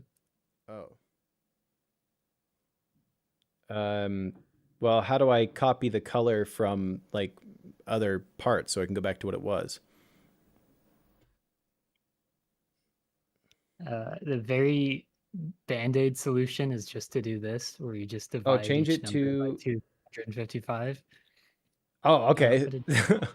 So you can make it do math, or Chicken Nugget says you can change it to from RGB, apparently. Yeah, we could do that. Is it like color from RGB? Or is it from... it might not be a dot new. Hold on. I don't see... Okay, so color 3 from RGB. Got it. Color 3 from... Oh my goodness. Okay. From RGB. Cool. Come on. There we go. And now I will remove the math. Cool, thank you. So the math works, and yeah, look at that. Now it's the correct color. Awesome. Thank you, Chicken Nugget. You've saved me. Also, Dwarven says, I donated so many bits, guys. I donated the PC version of Metal Gear Rising Revengeance. Okay, look, you don't get a count that as bits when you have cursed me. You have cursed me with a game that you are now constantly tormenting me, trying to get me to play, even though I kind of don't want to. You should play Disco Elysium instead. Oh, I would actually prefer to play Disco Elysium on stream. That'd be fun because then I get to do voices, I get to do the role play stuff. Oh, I get to get mad at the rolls failing. It's all voice acted. No, I get to mute the game and then do voices. But the voices are so good. Fine, I get to listen to their voices and then I don't know, add my own commentary and not sound as clever. It's smoothing baritone tones or however it is. Soothing baritone. It's like listening to the guy in Darkest Dungeon talk to you. It's like, oh. Beautiful. Elevator's working. It's working. I like that my NPC keeps jumping on here at the top of the elevator. He's pretty silly. I kind of gave all the NPCs, all the like humanoids in the world the power to follow you. Because I'm evil. Yeah, so okay, I'm at the bottom. If I stay AFK here, it'll just stay blue forever. Mm-hmm. And then step off. I want somebody else to be able to hop on here even if I don't get off and start it. So they would be able to hop on and then get off really quickly and then hop on and it would work. Ah, I see. Well, I guess that works. Yeah, that's all right. It's an inelegant solution, well, but it is a solution. Unless you have multiple people on the bottom of the elevator now, and then one of them gets off, and then the other guy, I assume, gets launched back up. I mean, that's kind of their fault for being AFK on an elevator. Well, I mean, you're like following your buddy. You're like typing a message on the way down, you know? You're not supposed to ride this elevator down anyway. Like this isn't insurmountable. This is survivable problems. Yeah, like. Oh, but no, hold on. This elevator, I sent it up without being on there, and now it is stuck activated forever until I get on and off again. Well, yeah, I guess that is a problem. But go ahead and get on it real quick. See if it works. It does. I've ridden it a couple of times now. I see. So you do have to reach. Can't wait to be crushed by an elevator. Yeah, forget the wall. We're gonna get crushed by an elevator. So I'm assuming for the wall, I'll do the same thing. I'll just tween it. Yeah, you could tween it. You could use physics, but tweens work. I'd rather use physics because there's supposed to be like structures you can buy as items, and I want those to be able to protect you. And if it's just gonna like tween through it, then it's not gonna protect you much, you know. You could account for those by having a detector on the wall that's basically looking for things that interact with the wall, but the physics are funny, and that does matter to be funny. It's like physics being funny is a like real reason to use bad physics instead of consistent physics. Does that make sense, or am I insane? I have to go when the game is done, you add 1 million microtransactions every step. Yeah, every step will be 1 Robux. That's my game, is 1 step equals 1 Robux. You guys gonna play? I probably gotta run. Oh, okay. But yeah, I think that made sense. Hattie. Awesome. I hope I helped a little bit. I'm sorry for microing so much, and I'm sorry for not knowing anything. You did great. Thank you so much for the help. Yeah, that was better than I was going to do on my own. From here, I was toxic to me at the start. I hate you. Don't ever talk to me. Yeah, don't listen to that person. They're gone. Whatever. People are always going to be hating. But we have a functional elevator. The rage bait did work. You did successfully rage bait me. No. I was just pretending. 1 Robux equals 0 Robux after tax. Oh no. Then I'm gonna have to charge like by 5 steps. 5 steps, 5 Robux, you know? Anyway, thank you so much, Hattie. I do appreciate it. I enjoyed this. I am going to continue. I think Hattie, I think she did. She did. Bye, Hattie. Thank you again. I'm gonna send her a quick message. Thank you again.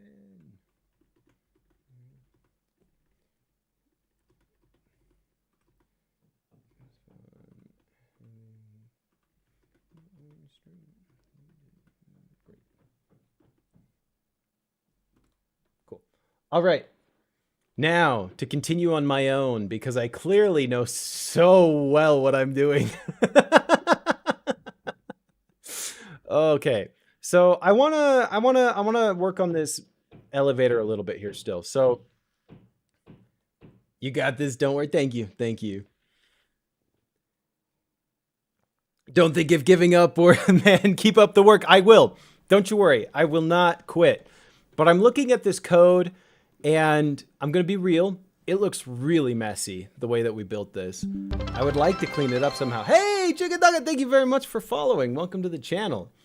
Oh my gosh, we hit our follower goal of 120. Dude, that's actually awesome. I forgot that we even had a goal because it's been so long. Oh my gosh. Yo, 120, let's go. Dude, Chicken Nugget, you are the goal. Not just was the goal, you are the goal at all times. Okay, now that we have hit our follower goal, which is sick, awesome. Thank you guys for that. I want to see what I could do about this elevator. This local connect is weird to me. I really don't like that somebody can't start the elevator again if somebody's on it. That bothers me. Space Maniac says, everything I do for chicken nuggets. Me too. From here on out, until we hit the next sub goal. Is this Roblox? Yeah, this is a Roblox Studio. We're building a Roblox game. So really quick, since Hattie's left, let's go ahead and give a quick tour of what we have so far. So this is pretty close to a 1-to-1 remake of the original. So there's a game called Be Crushed by a Speeding Wall made by Nintendo Zachary, and it was my favorite game growing up playing Roblox, and I really loved it. This is in Roblox. They just really downgraded Unreal Engine. Yeah, we just, I thought there were too many polygons. It was hard to look at. But yeah, anyway, so the original game, it was this big, long blue hallway, and that wall, if you click this button, this green button here, the wall would come down this corridor and kill everybody. And you would get different items and power-ups and stuff to be able to survive getting to the other end and dropping down this pit into the winner's area. So again, this is like a 1-to-1 recreation. So this is what the original looked like. I literally I timed myself walking from one point to another in the original to make sure I was getting the spacing the same. So it would take the same amount of time to go from one spot to the other. Up here is like the admin room, and you could use some of the items to break in here back in the original. These buttons are just placeholders. I have to program all of this, but that's going to be a button to reset the wall. So if it's on its way down, it gets reset to the beginning. This will be the Hacks badge, because that was in the original game. It gives you the badge called Hacks, because you're not supposed to be able to get in this room, but you can. This teleports you to the winner's area. And then I genuinely don't remember what these two buttons did in the original. And because the original's broken, I don't really have a way to figure it out. So I'm going to have to come up with something. You'll be back. Your phone's about to die. Oh, no. Oh, no. We got to do a speedy tour. You have these little cubbies you can hide in on the way down if the wall is coming. And then if we go clear to the end here, behind the wall, this is the shop area. So there's like an invisible wall here. And then you'll be able to warp to the shop to buy items and upgrades to be able to make it down. And the currency to buy the upgrades and the items and everything is button presses. So people are incentivized to press the button and kill everybody. And then down here is the winners area. And again, this is like a recreation. So the original winners area had this thing, and this is like a weird anti-gravity effect. So I've got to figure out how to program low gravity if you're inside of a block. I don't know how I'm going to do that, but I'll figure it out. And then this isn't done. This is like a sculpture. It's supposed to have these sort of blocks on the end that are like rotating and changing color consistently, but I'm going to have to figure out how to do that too. If you stand under this thing for long enough, it teleports you to the maze, which is, I added a window. The original didn't have this window to see the start of the maze, but I wanted to have that because I think otherwise people that play this will have no idea that there's a maze. I think that the demographics have changed and people won't look as hard for secrets as they did back in the day. So anyway, you go through this maze and there's a lot of stuff in the maze, and we were working on this side of the maze. This is just the first elevator to enter it. So you come up here, and so from here, I need to program being able to use this gem with a certain tool, and then it'll teleport you from here to here. So yeah, this is the maze from the original. Add you later? Yeah, for sure. For sure. I don't know what you mean on, but sure, why not? Now it's just Real Engine. So in regards to we've downgraded Unreal Engine. Now it's just Real Engine. It's not Unreal anymore. It's a Real Engine. Okay. Hey, Hattie, thank you for the hydration. I'm gonna take a little sip of this here grape Shasta. Very delicious. Man, I really... Okay, so the script... Let me take a look at it and see if there's anything I think I can clean. Okay, so we've got script, parent, collision group equals player detection group. I don't even know what that is or if I need it. Chicken nugget, thank you for the hydration. Yet another sip of the grape Shasta. It's almost gone here. I also have regular water. Oh my gosh, okay, so here we go, hold on. That was for chicken. And then for you, Hattie, here's some regular... Oh my god, you people! That was the hydrate for Hattie. Hold on. Another hydrate for chicken nugget. Delicious. All right, now we do squats. Oh my word. Okay, hold on. Camera, I'm over here. Hey, buddy, camera, come on. Guys, I think the camera tracking hates me. Come on. Buddy, I'm over here. Look at me. There we go. Okay, squats. Okay, one, very slowly. I turned down the speed that the camera would follow me, so I've got to go really slow with squats now. That's one. Now two. Stop treating my camera like a dog, but it follows me. Okay, and then I think this is three. Dude, I'm up here. There we go. Four. Come on. There we go. And five. There we go. Thank you for redeeming squats. And then we've got, let's see, we got another hydrate from Hattie. Delicious. Guys, I'm going to have to pee so bad. And then we have yet another hydrate from Hattie. Hold on. Guys, I'm like almost out of water now. I'm going to have to get more water. And then another hydrate from Chicken Nugget. Thank you everybody for the hydration and the squats. I am exercised. I am rehydrated. This is exactly what I needed to take a look at this code and see what I can clean. His camera is like a child holding a flashlight. It kind of is. It has a harder time now that I've turned down the tracking speed, but I also feel like it's a more pleasant viewing experience for when I'm just sitting here, because when I have the tracking speed high, it kind of like bugs out and jitters around. Excuse me. The blurry background plus the golden... Hold on. We're gonna... I'll read your comment, but I want to get back to the scene you're describing first. Up here. Come on, camera. Look at me. Come on. Camera, I'm up here. Camera. There we go. The blurry background plus the golden earrings and golden glasses make it look like I just woke up and met God. Guys, do I look like God with the earrings? Is it working? I got this crazy ring on. Do I want more squats? Always. I always need squats. Didn't realize it was a thirst trap stream. Just because I'm drinking water doesn't make it a thirst trap. Also, hold on. I will do the squats. Let me turn up the tracking speed really quick. Camera, tracking speed. There we go. Okay, now for squats. In your honor, Andrews. Okay. See how much faster that is? 1, 2. I'm still going too fast. A little slower. Here we go. There we go. 3 squats for Andrews. And 4. And there's your 5th squat, Andrews. Thank you very much. Okay, chicken nugget. Just for you, for those 2 hydrates, I'm going to finish off all of this water. That's 1 sip. And now, I got it all over myself. I can't drink. I'm now out of water. I'm going to have to go grab water. Didn't even notice the ring in the necklace. I know, dude. I know. And it's crazy. And I don't know if I can show you this on Twitch, but I have other I have golden nipple piercings too, actually. So we got gold everywhere right now. I just got new jewelry. I'm having fun with it.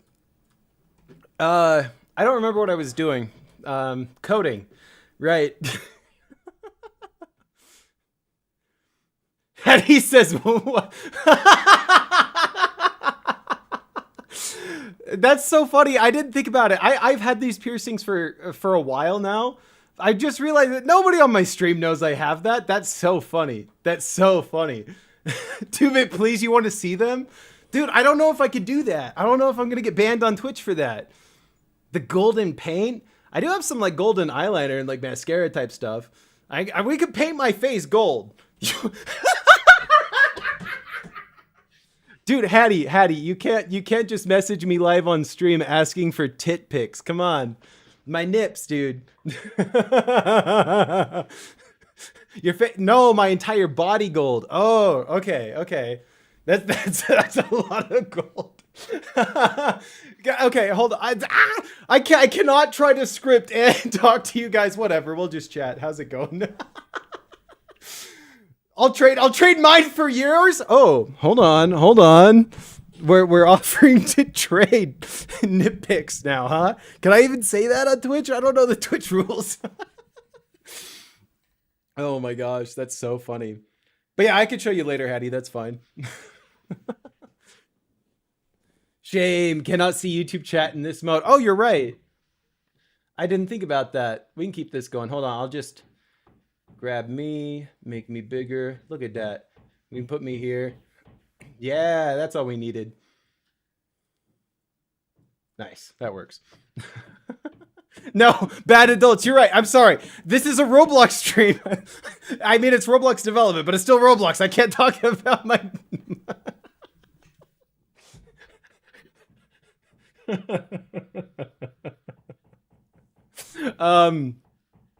Right. Fixing my script. Oh my gosh. That is so funny to me. Okay. Let's get this working. Here we go. It is working. I don't understand the Connect very well, so I don't know how I'd fix that more. At least today to Prince Albert. I do not want a Prince Albert. And again, for Tonic's sake, we can't talk about what a Prince Albert is. But no, I don't have that. That would get you banned from Twitch. I got to change the topic. Okay, I wanna move this to below these. I feel like it's cleaner having all these like definitions first. And then I think what I want to do is I'm going to take these like elevator twains, and I don't see why they need to be down here. I'm going to bring them up here. And that way they're being defined like before everything, because then in theory, this script could be used for other elevators more efficiently, I think. So it'll still do the same thing. I don't think that breaks anything.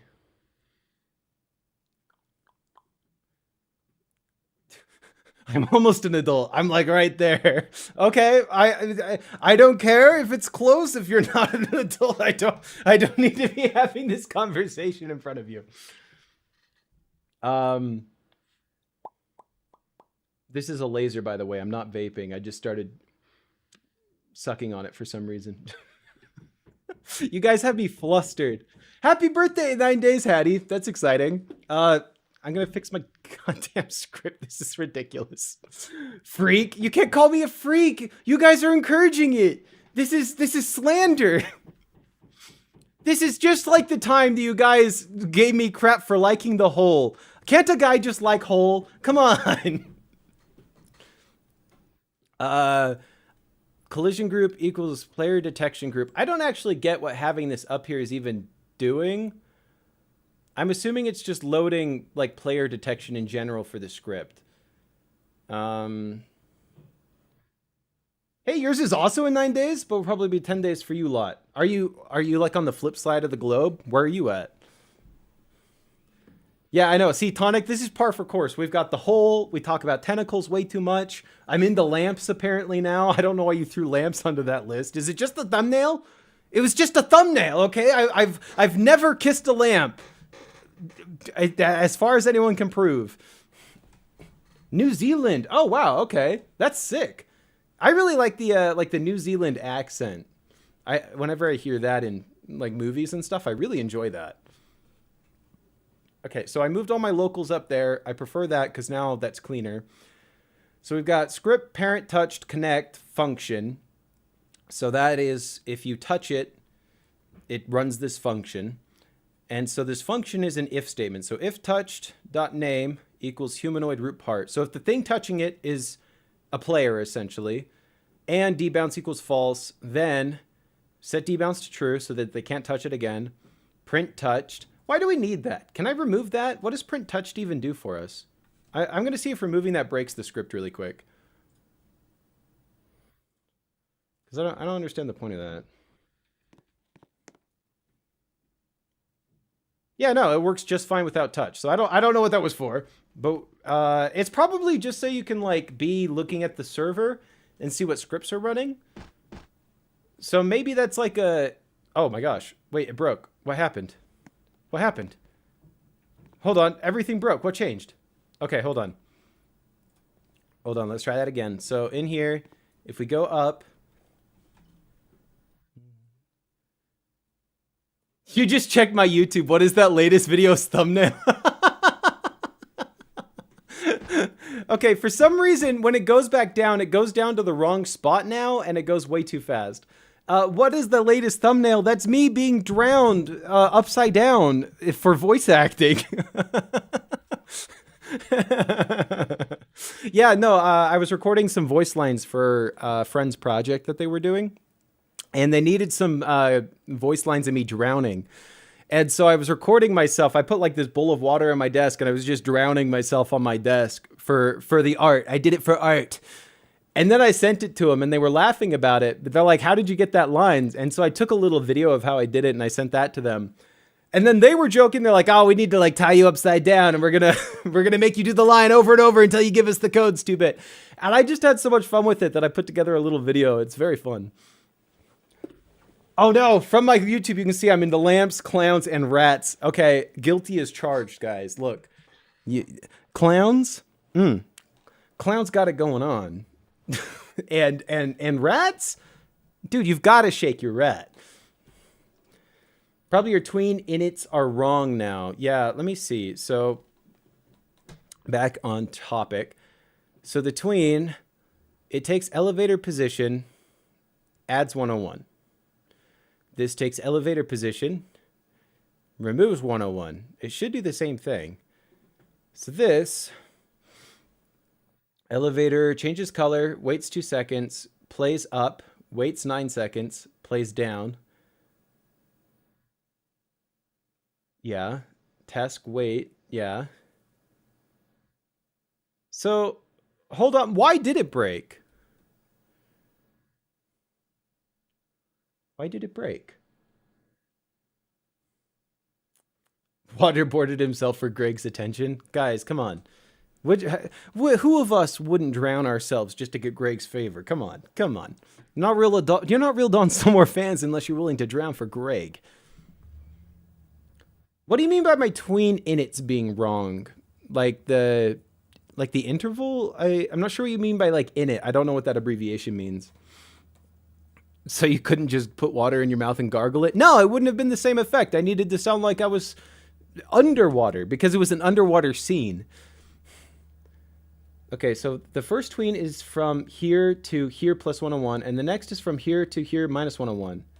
So before the second here is the top, now the second here is still the bottom. Oh. So the second here is the top. Wait. Yeah, now the second here is still the bottom. So it's trying to go all the way back down now. So, but then what do I need to do? Do I set this to 0?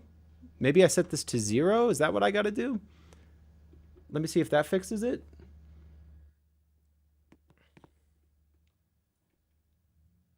Because before you created the second tween after the first tween finished playing. Got it. Got it. That makes sense. So now, here we go. There we go. Aha! We fixed it. We are the best programmers there ever were. Thank you, Space Maniac. You were right. All right. There we go. Now, it all works. Okay, and this is a lot cleaner, so I like that. And then, I don't understand why we have the local connect and then connect on different lines here. Hattie says hello, everybody. Hattie, if you read right here, which it's tiny text, you probably can't, but Hattie says hello, everybody. Lua Quirk, thanks, Lua. I really don't understand the connect. I'm gonna have to read up on that. Connect equals script parent touched ended, colon connect function. So that makes sense to me. So this is saying connect equals if you stop touching the thing, then do this function. Okay, and if touch.name equals humanoid word part, so it's still got to be the same thing. It's still got to be the player. Then it does all this, huh?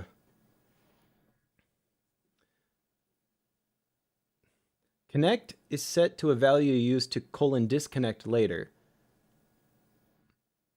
Oh. Wait. Okay. So so I'm already using that up here, aren't I? I'm already connecting, function, humanoid root part, all of that. So shouldn't I just be able to add a connect colon disconnect to this one? I want to try that and see what happens. Hold on. So I'm just gonna back this up really quick. I'm just gonna throw it in this script that I'm not using. And then I'm gonna try breaking it.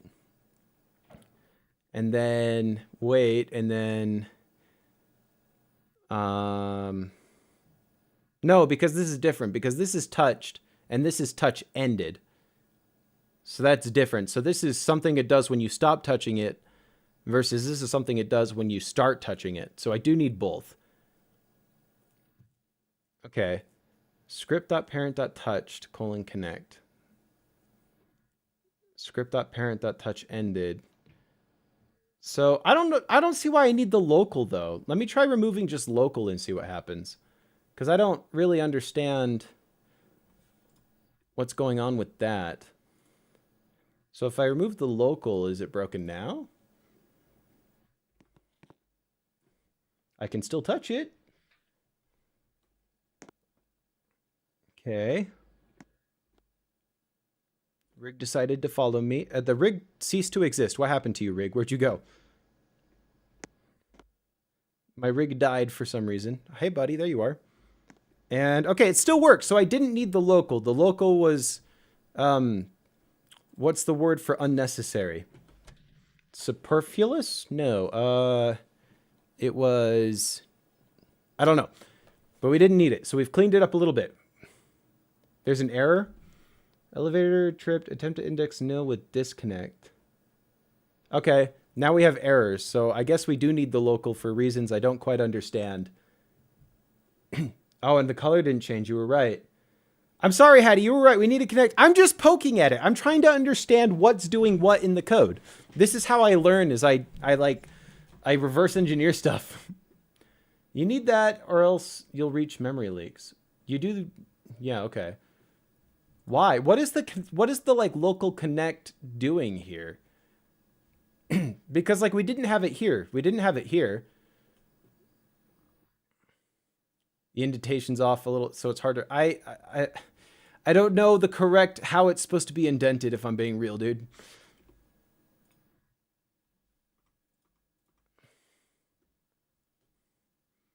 The local connect defines the connect as something that can be called for. Right. But why didn't we need that for the first, like, touching it, but we did need it to stop touching it? You don't need a local for touch connect because you want it to run every time someone touches it. Right.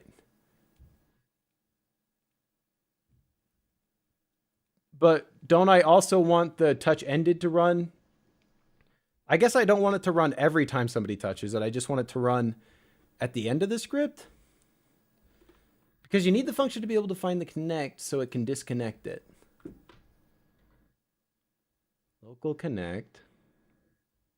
Connect equals touch ended connect. Huh. Guys, I might be a little dense.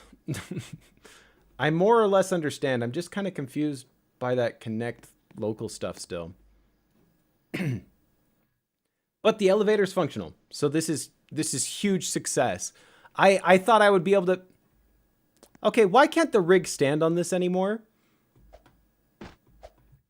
Something happened to the rig and now he can't properly stand on this anymore. Here, get on this for me. Let's see if you can go up, Mr. Rig. Ah! Well, shoot. Get on there. Get on the pedestal. Come on. There we go. Okay, now we just gotta wait for it to come back down. No, Rig! Ah! Get back on the... There we go. No. Get on the... God! Okay, step over. There we go. Stay. Okay. Now the rig can't stand on the elevator. I don't know why, but now it doesn't work. Why? Before, okay, so I broke before I went into the script and I moved these up to the top, the dummy could stand on it. You changed the collision group of the elevator? Did I? Collision group equals player detection group. Do I need that at the top? Is that why we had that at the top? Will that fix it?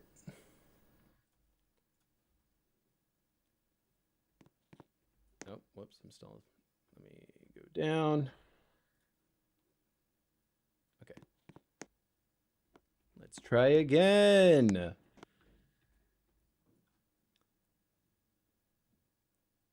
No, he still can't land on it. Okay.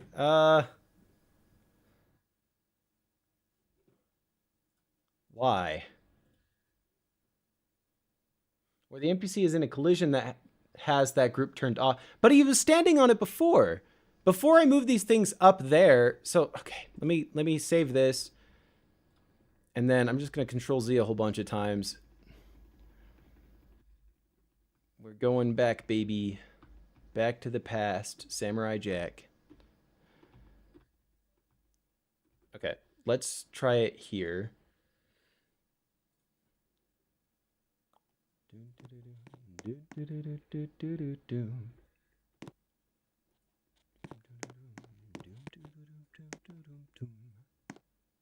Okay, no, Rig, get on there. Rig, the whole point. Okay, no, never mind. He can't stand on the elevator. I thought he was standing on it earlier, but I guess he's not. So I thought I broke it, but it just didn't work like that for some reason from the start. Okay. So long as I didn't break it. Hattie may have changed something with the NPC. Oh, maybe. That could be. Okay, but I think that's okay there then. Okay. All right, it is 9:30 where I'm at. I'm trying to decide if I'm going to try to do another code before I end the stream or not. I think I probably will. I'm going to run to the restroom really quick, and then when I come back, we'll try to code something.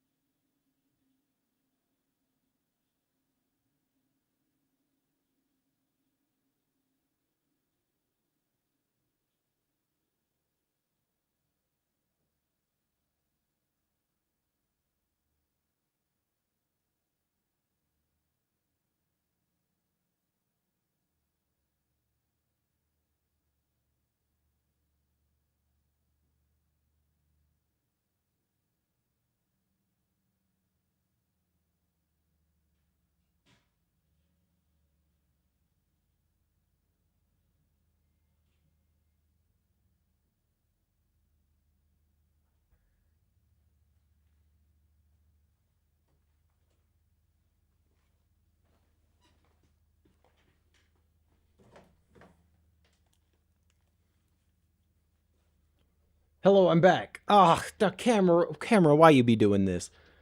Also, the YouTube chat should be showing on that screen. My chat overlay has been funny for a while now. I've gotta figure out why it's broken on the be right back screen. I'll figure that out. But anyway, come here, camera. I'm here. Hello. Hello. This is chattist. No, you're supposed to show. I think I broke the be right back screen at some point. Let me see here. Yeah, we're supposed to have, that's there. That's good. The away elements. And then chat. The chat's there. I don't know. I'll figure it out sometime. A million things to fix. There's always things to fix. Hey, yeah. Why does my chat work here but not the other place? It's the same chat. I don't know. Whatever. All right. We have an elevator. This is huge success. So we're going to go ahead and we'll make this fully transparent, I guess. And I can still select it, huh? Okay. Well, I want to copy the elevator. How can I select the block under it? There we go. I want to copy both of these. And I don't even need the elevate script. That doesn't do anything. No, come here. Select the elevator 2, please. Are they? They're both. Okay.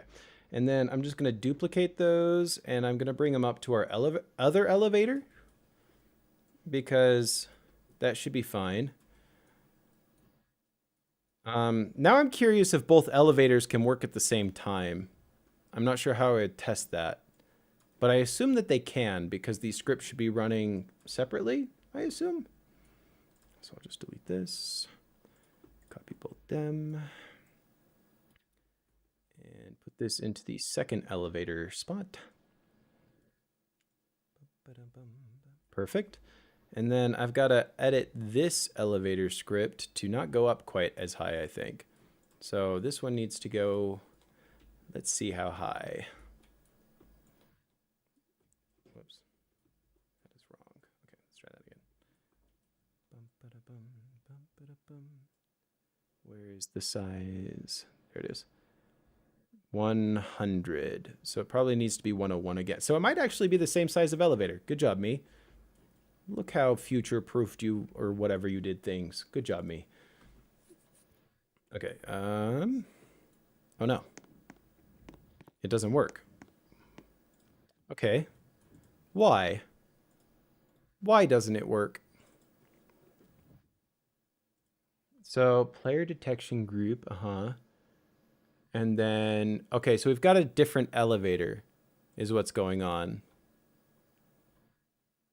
So I guess I do got to change my script. So I'm going to have to take my new elevator here, which is, oh my gosh, I've got to sort this better. This is pathetic how badly everything is sorted. I don't know what I'm doing. Change line 4 to local elevator equals script.parent. Okay. For local elevator, and then, so it's currently whatever that is. Oh, the workspace. So parent dot local elevator. But the problem with local elevator is we're not putting this script on that like trigger. We're putting it on the, I'll try it. You might be right. To local elevator script dot parent. I will just try that first and see what happens.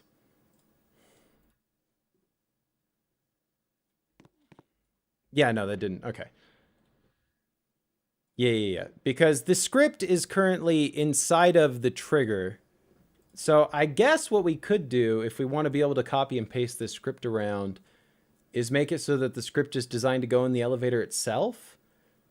And so in that case, I could take this script and then I could put it into the elevator. Then I could do script.parent.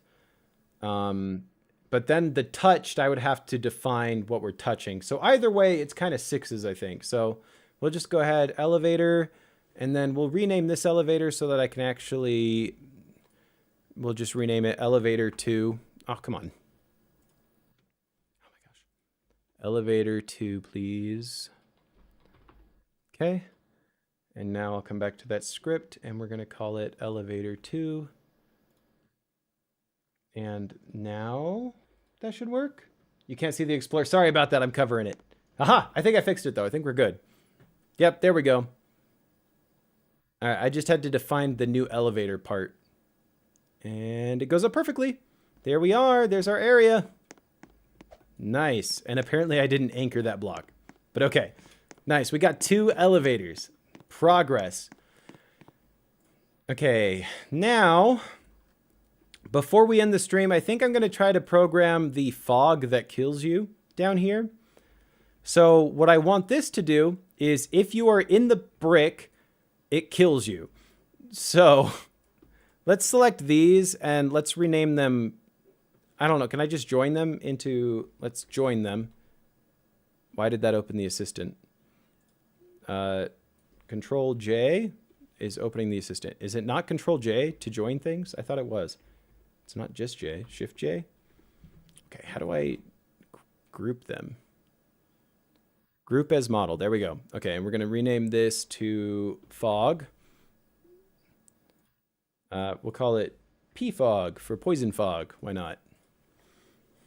Control G. Oh, thank you. I think I was thinking Blender. I think in Blender you join, and this is supposed to be group. That's my bad.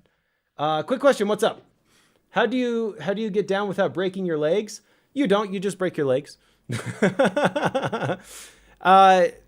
Again, in the original, that's just how it was. In the original, this is what the elevator did. It would go up, and then it would wait, and then it would go down. And so I'm just trying to copy the original right now. If you wanted to be able to get back down without breaking your legs, you would have a button at the top to summon it, I guess. Hey, Batman, you're back. Oh my gosh. This is crazy. Yo, Batman, you got to check this out. I am an incredible coder with extreme help from my friend Hattie. We have made it so that if I go to the elevator and I touch it, it turns blue and then it goes up. Yo, yeah, check that out. And then we've got this NPC here who's just kind of there and he'll jump down. Hi, buddy. And then it goes down. Nice. And when we get off of it, it turns back to gray. Isn't it beautiful? What if you're blue colorblind? Then my game's not for you, buddy. I have bad news. If you can't see the color blue, this game is like 99% blue. It is so blue. You're not going to be able to see this game. Okay, so PFOG. Okay, so in this one, we did collision group, player detection group, and then connect. So I want to copy some of this, I think.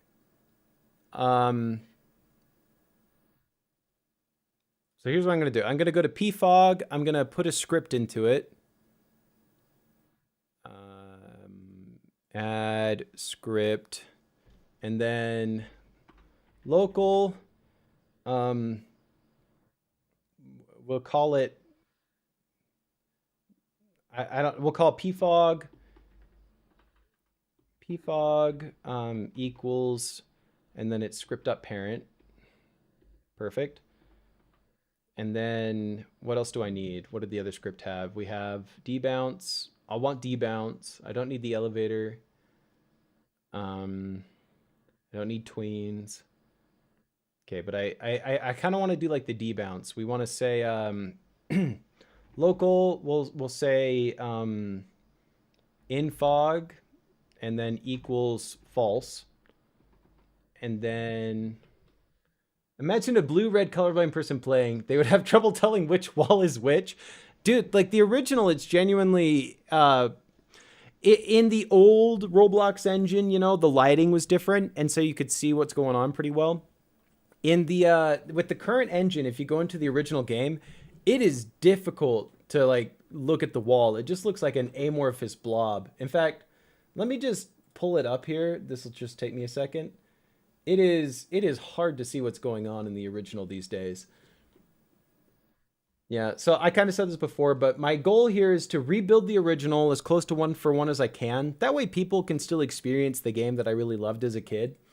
And then from there, I want to take it and I want to kind of turn it into my own version of Be Crushed by a Speeding Wall and have fun adding my own things and stuff that I think would be fun to have in it. Things that I want to try programming, my own secrets, all that. Where is the game I am looking for? Hello? Why is it not in my favorites list? Where to go? Hello? Okay, I'll just copy it from my own live stream. This is fine. This is fine. We're doing it live, baby. We're doing it live. We're doing it live. That's the echo from this now. Okay, here's the game. Something went wrong. Guys, I think the original game might have gotten nuked. No. No. Oh my gosh. No. Holy crap. Hold on. I'm looking for the original creator right now. Okay, they still exist. What about their games? What? Creations? There it is. Okay, no, my link's just broken. No, I can't look at it. Oh my gosh. What happened? What happened? Roblox, what in the world? Oh, this is heart-wrenching, actually. Hold on. I want to show my Roblox dashboard very bad. I need to make a new account that I use for streaming. So here's Nintendo Zachary. This is their page. This is the original creator. There's Be Crushed by a Speeding Wall. But if I try to click into it, I can't. The game is just no longer accessible whatsoever. That breaks my heart, actually. That is so sad. Oh my gosh. Well, now I have to make this remake more than ever. Oh my gosh.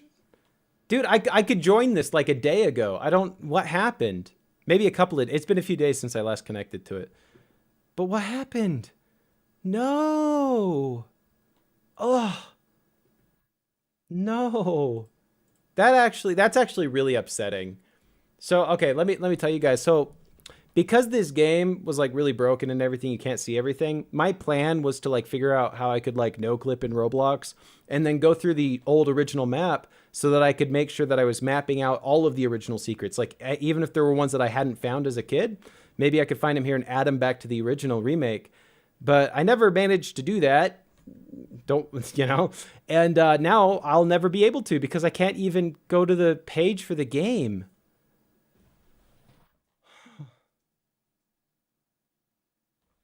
Is this it? No,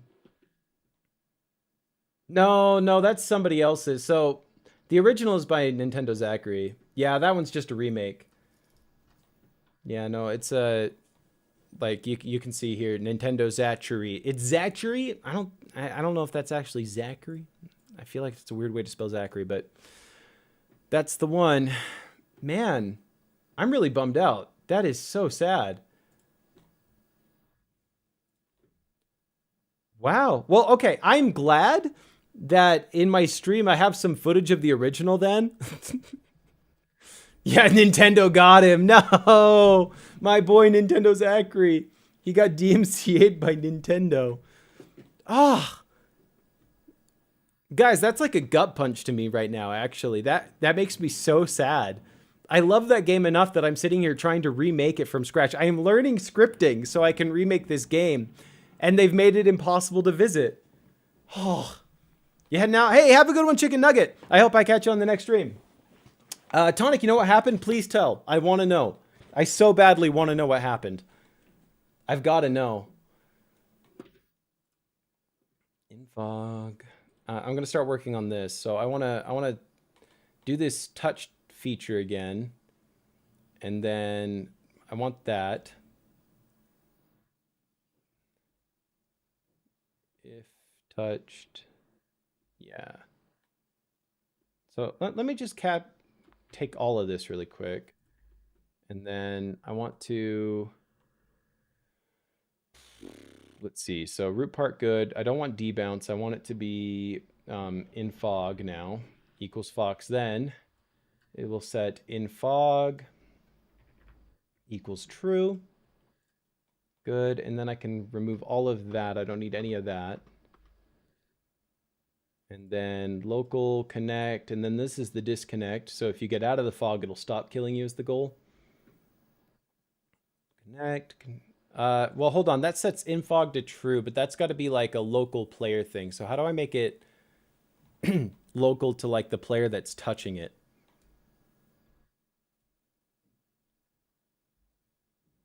Roblox did an update for child safety that privated a lot of old games. I'd heard about that. I just thought it already happened.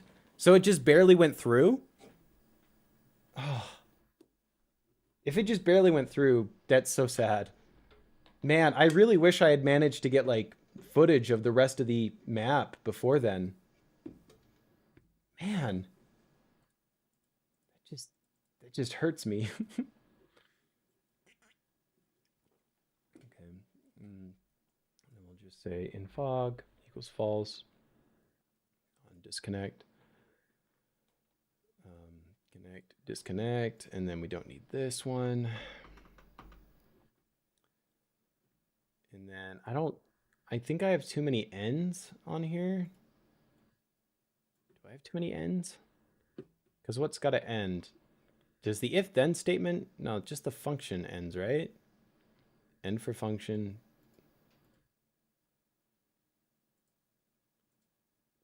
If then, okay. I've broken it all. If you're not verified, then the games go down. So many classics felt the hit of it.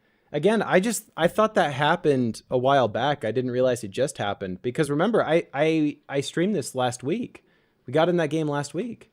Half your favorited games are gone. Actually, I was just going through my favorites list, and most of them are blanked out now. That sucks so hard. I didn't even think about that. There's so many classics I can never revisit now. I mean, broken as they were. Wow. Dude, even Builderman's old games aren't around anymore. Oh my gosh. Builderman, dude. Builderman's not child friendly apparently. I'm going to be sick. Oh my gosh. That's so horrifying. I hate that. If it was for child safety, why not just restrict them to like 18 plus then? Just restrict it to 18 plus. Let me play it. I'm over 18. Oh no, I'm going to see something in a 2008 Roblox game that my 18-year-old mind can't handle. Ugh. Guys, I don't even know if I can focus on the rest of this stream. I'm like so upset right now. You'll say this one time and one time only. Roblox can suck one. I agree. I might even say it more than once. Roblox can suck it. Because the people who develop them aren't verified. I think it's even less than that. I think it's just that they have to have an age rating on it, like and they don't. Ugh. Okay, what was I in fog? Yeah, that makes you be in fog. And then I want to have if in fog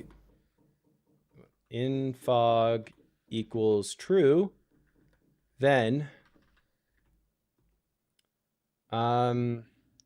and then how would I have it remove health slowly?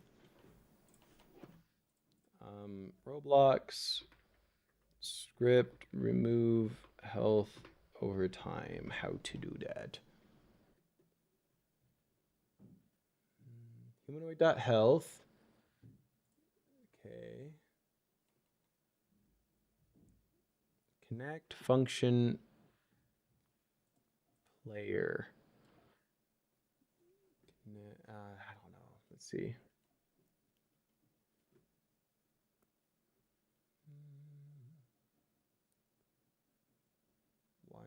Okay, this is interesting. So this says function on player entered. While true, do wait. New player held equals new player -7. And so this would do 7 damage every 10 seconds. Okay. Scripts are about half the time, but I changed the numbers, gives me an error. I have to utilize function, just simplify the script. Game players, player added, connect, function player. Okay. Player dot character added, connect. So you need it twice. Okay, while true, do. And then character humanoid health minus 7. Huh. Take health character while true, do. Huh. Okay, I guess this makes sense. Let's try the script out. Let's see. A lot of them will never verify, so all those classics are just there in their profiles. Ugh. Or never to be seen due to some of them deleting their accounts. That makes me so mad, actually. That is such a needless waste of this incredible, like, history of so many people making a lot of their first ever projects and these experiences to just share with people for fun. And Roblox just said, "Oh, we're gonna delete all of that." You know, there's all these movements going on trying to preserve old games. And I fully agree with it, because it's like, come on, it's this game. There's no reason to not let people, you know, keep a copy of it, be able to play a game that they loved growing up or whatever if they own a copy. It's so frustrating that there's all of these live service games that you can just never experience again because they just won't let you, because they don't want to bother selling it anymore. And with Roblox, I was like, oh, well, I mean, Roblox is still around. You know, it's nice that we have all of these games. I never even thought about it in the Roblox context, but then they just decide to delete everything.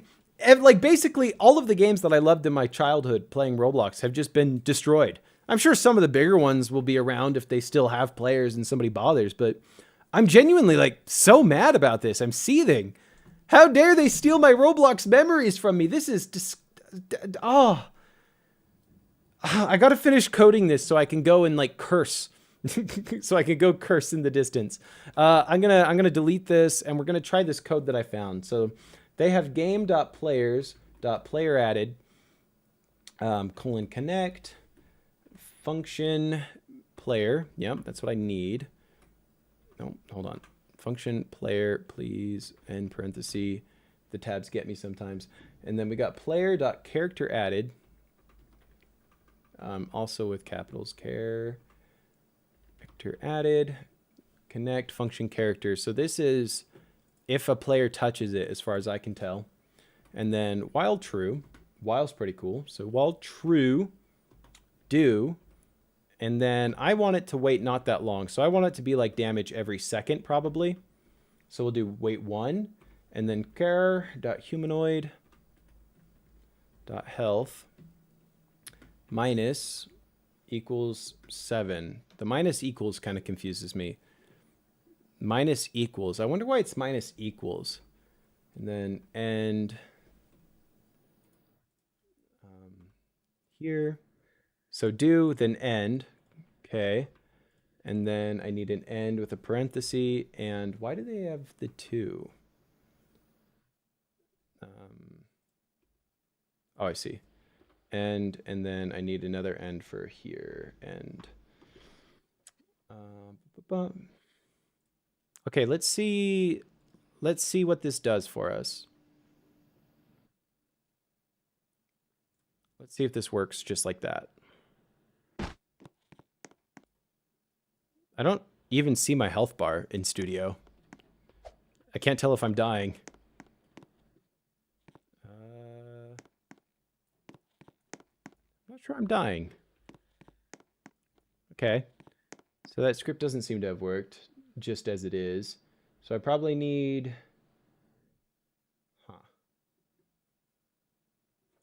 well, Roblox doesn't care about that anymore. They want money. That's why they made publishing a game 1,000 Robux, so you have to be premium. Yeah, that's ridiculous.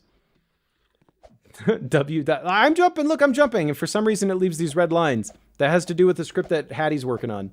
So I don't know what it is.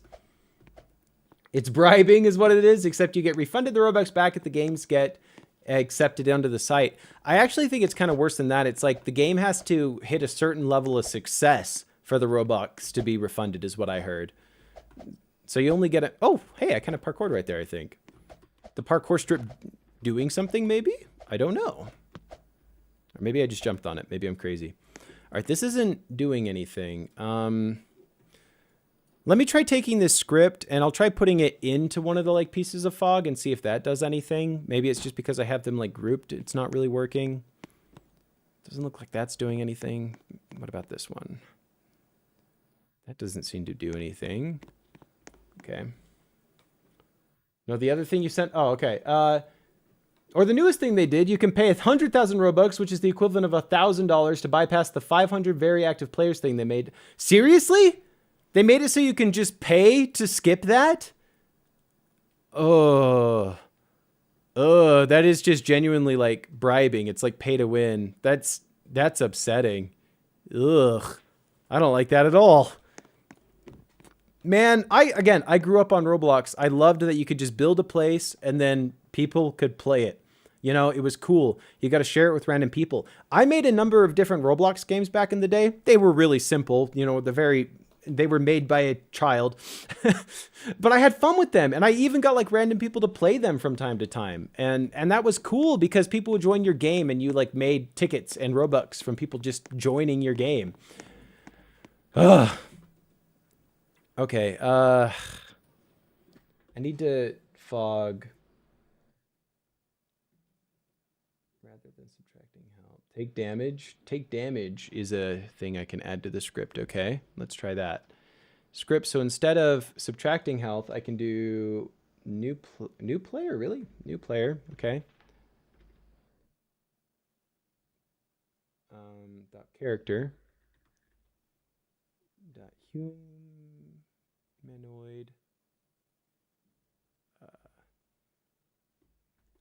Take damage. And then let's try 10 and see what that does. And then I don't think this script is telling us like how to connect to anything yet. Like it doesn't actually know what it's like if I'm touching it. I don't know what I'm doing. Did I ever play Cole's Admin House? That one, it doesn't ring a bell.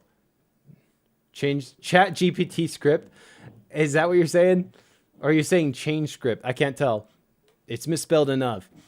I'm trying not to just vibe code it because I'm sure I could just have the AI write something for me, but I want to actually know how to script. I want to know what I'm doing. But here we can ask the assistant. Write me a script that makes it so when a player is standing in this part, they take damage slowly. Let's see how the robot does. Again, I want to code this without it, but we're at least going to look. We're at least going to see what it does.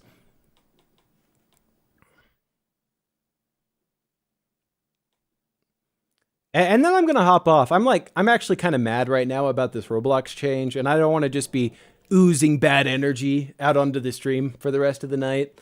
So after we see what the robot does here, I'm going to hop off is the plan. I'm going to put myself over here so you can watch the robot doing my job for me. It's kind of cool. It's like exploring my game structure, seeing how stuff works. It's looking at all the NPC stuff, which I feel like it doesn't need to, but good vibes now. oh, you mean like good like positive. I thought you meant like the vibe coding because I asked the AI to take a look. Maybe you do. I don't know. God, I'm so mad that I can't get on Be Crushed by a Speeding Wall anymore. I've said everything I can say about it. I just want to yell now. I'm so mad. Ah! Yeah, it's 10 p.m. Yeah, it's 10 p.m. for me. It's getting kind of late. It was about time to close or end it anyway. But just gah.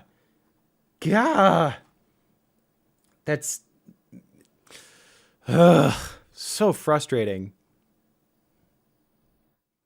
It's still thinking. It's still coming up with code for us. We'll see how it does.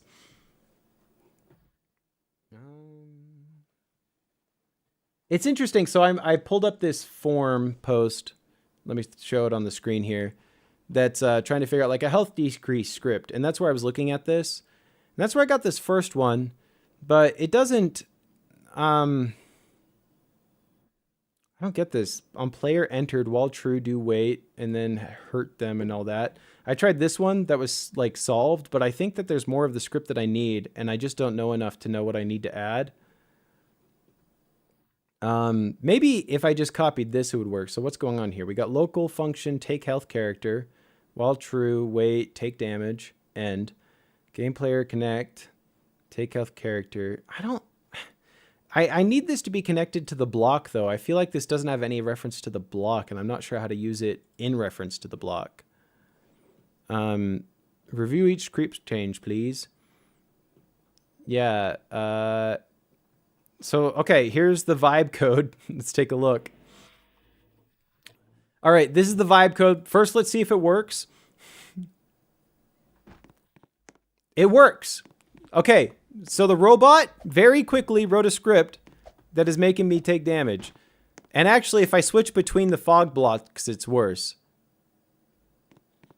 And I only seem to take damage when I connect with the blocks. So like walking between them. So no, it needs to take damage. So it doesn't quite, it's not quite there.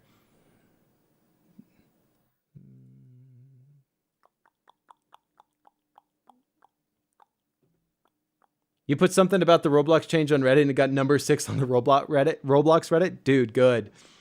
Okay, so let's see. So this did local model script.parent, okay. Local damage per second equals 5, that's fine. Damage interval 0.5, that's also fine. Damage per tick equals damage per second times damage interval. Why? That's weird. Okay.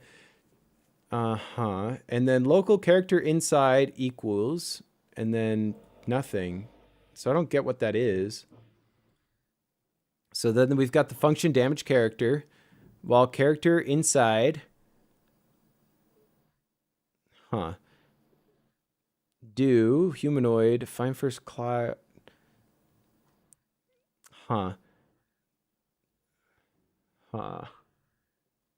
Okay, all right, guys, so here's where we're at. We're going to call it here.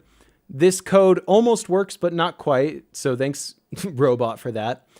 Here's my plan. I'm going to do a little bit of homework, I think, between now and the next stream, and I'm going to do a little bit of reading about scripting, like basic Lewis scripting, so that I can come into the next day of scripting with a little bit more of an idea of what the heck I'm doing, because I'm very confused, and I think there's going to be a lot of boring reading that I need to do to really understand what's going on here. So I'm going to do that off stream and then come back and we're going to try to code some more, and that'll be good. And then we'll write a script thing that, a fog script that works. That's the plan. For now, I'm just going to delete this AI script because I don't want the AI script in my game. I'd rather do it myself. I am doing this as a passion project, so why make the robot do it for me if I want to learn the script, you know? And I'll be real, I can see myself using AI for code, like working on games and stuff. But a big part of why I'm doing this is I do want to learn how to do some basic coding. So I'd rather not just cheat that entire part of the experience, you know? Hey, Hattie, a woo to you too. All right, everybody. I'm gonna get off here. I'm so mad at Roblox right now. You drew? Hattie, I want to see the drawing. Do you want me to show the stream? I will show the stream. I'll do it. I can't be stopped. I run this show. I'm gonna give you a few seconds to respond, then we're gonna call it right there. The Reddit got deleted? Dude, Roblox got into the Reddit and said, nah, you can't have a hate train on us. We own the system. All right, here we go, guys. This is what Hattie drew. I gotta zoom out. There we go. What's wrong, Jim? Why do you look so down? I have diabetes. Oh God, it's starting. Oh God, I'm Hattie. I'm Hattie. Ah! Oh my God, no! He turned into a, oh no! The stick figure turned into a furry, man. That's amazing. All right, I'm gonna call it there. I'm sorry, guys. My mind is just so mad at Roblox. So everybody, bye-bye. Mwah, kisses, all of that. You're lovely, and I will be back soon for more Roblox game building with a little bit of a better attitude, I'm sure. Okay, bye-bye. Bye-bye.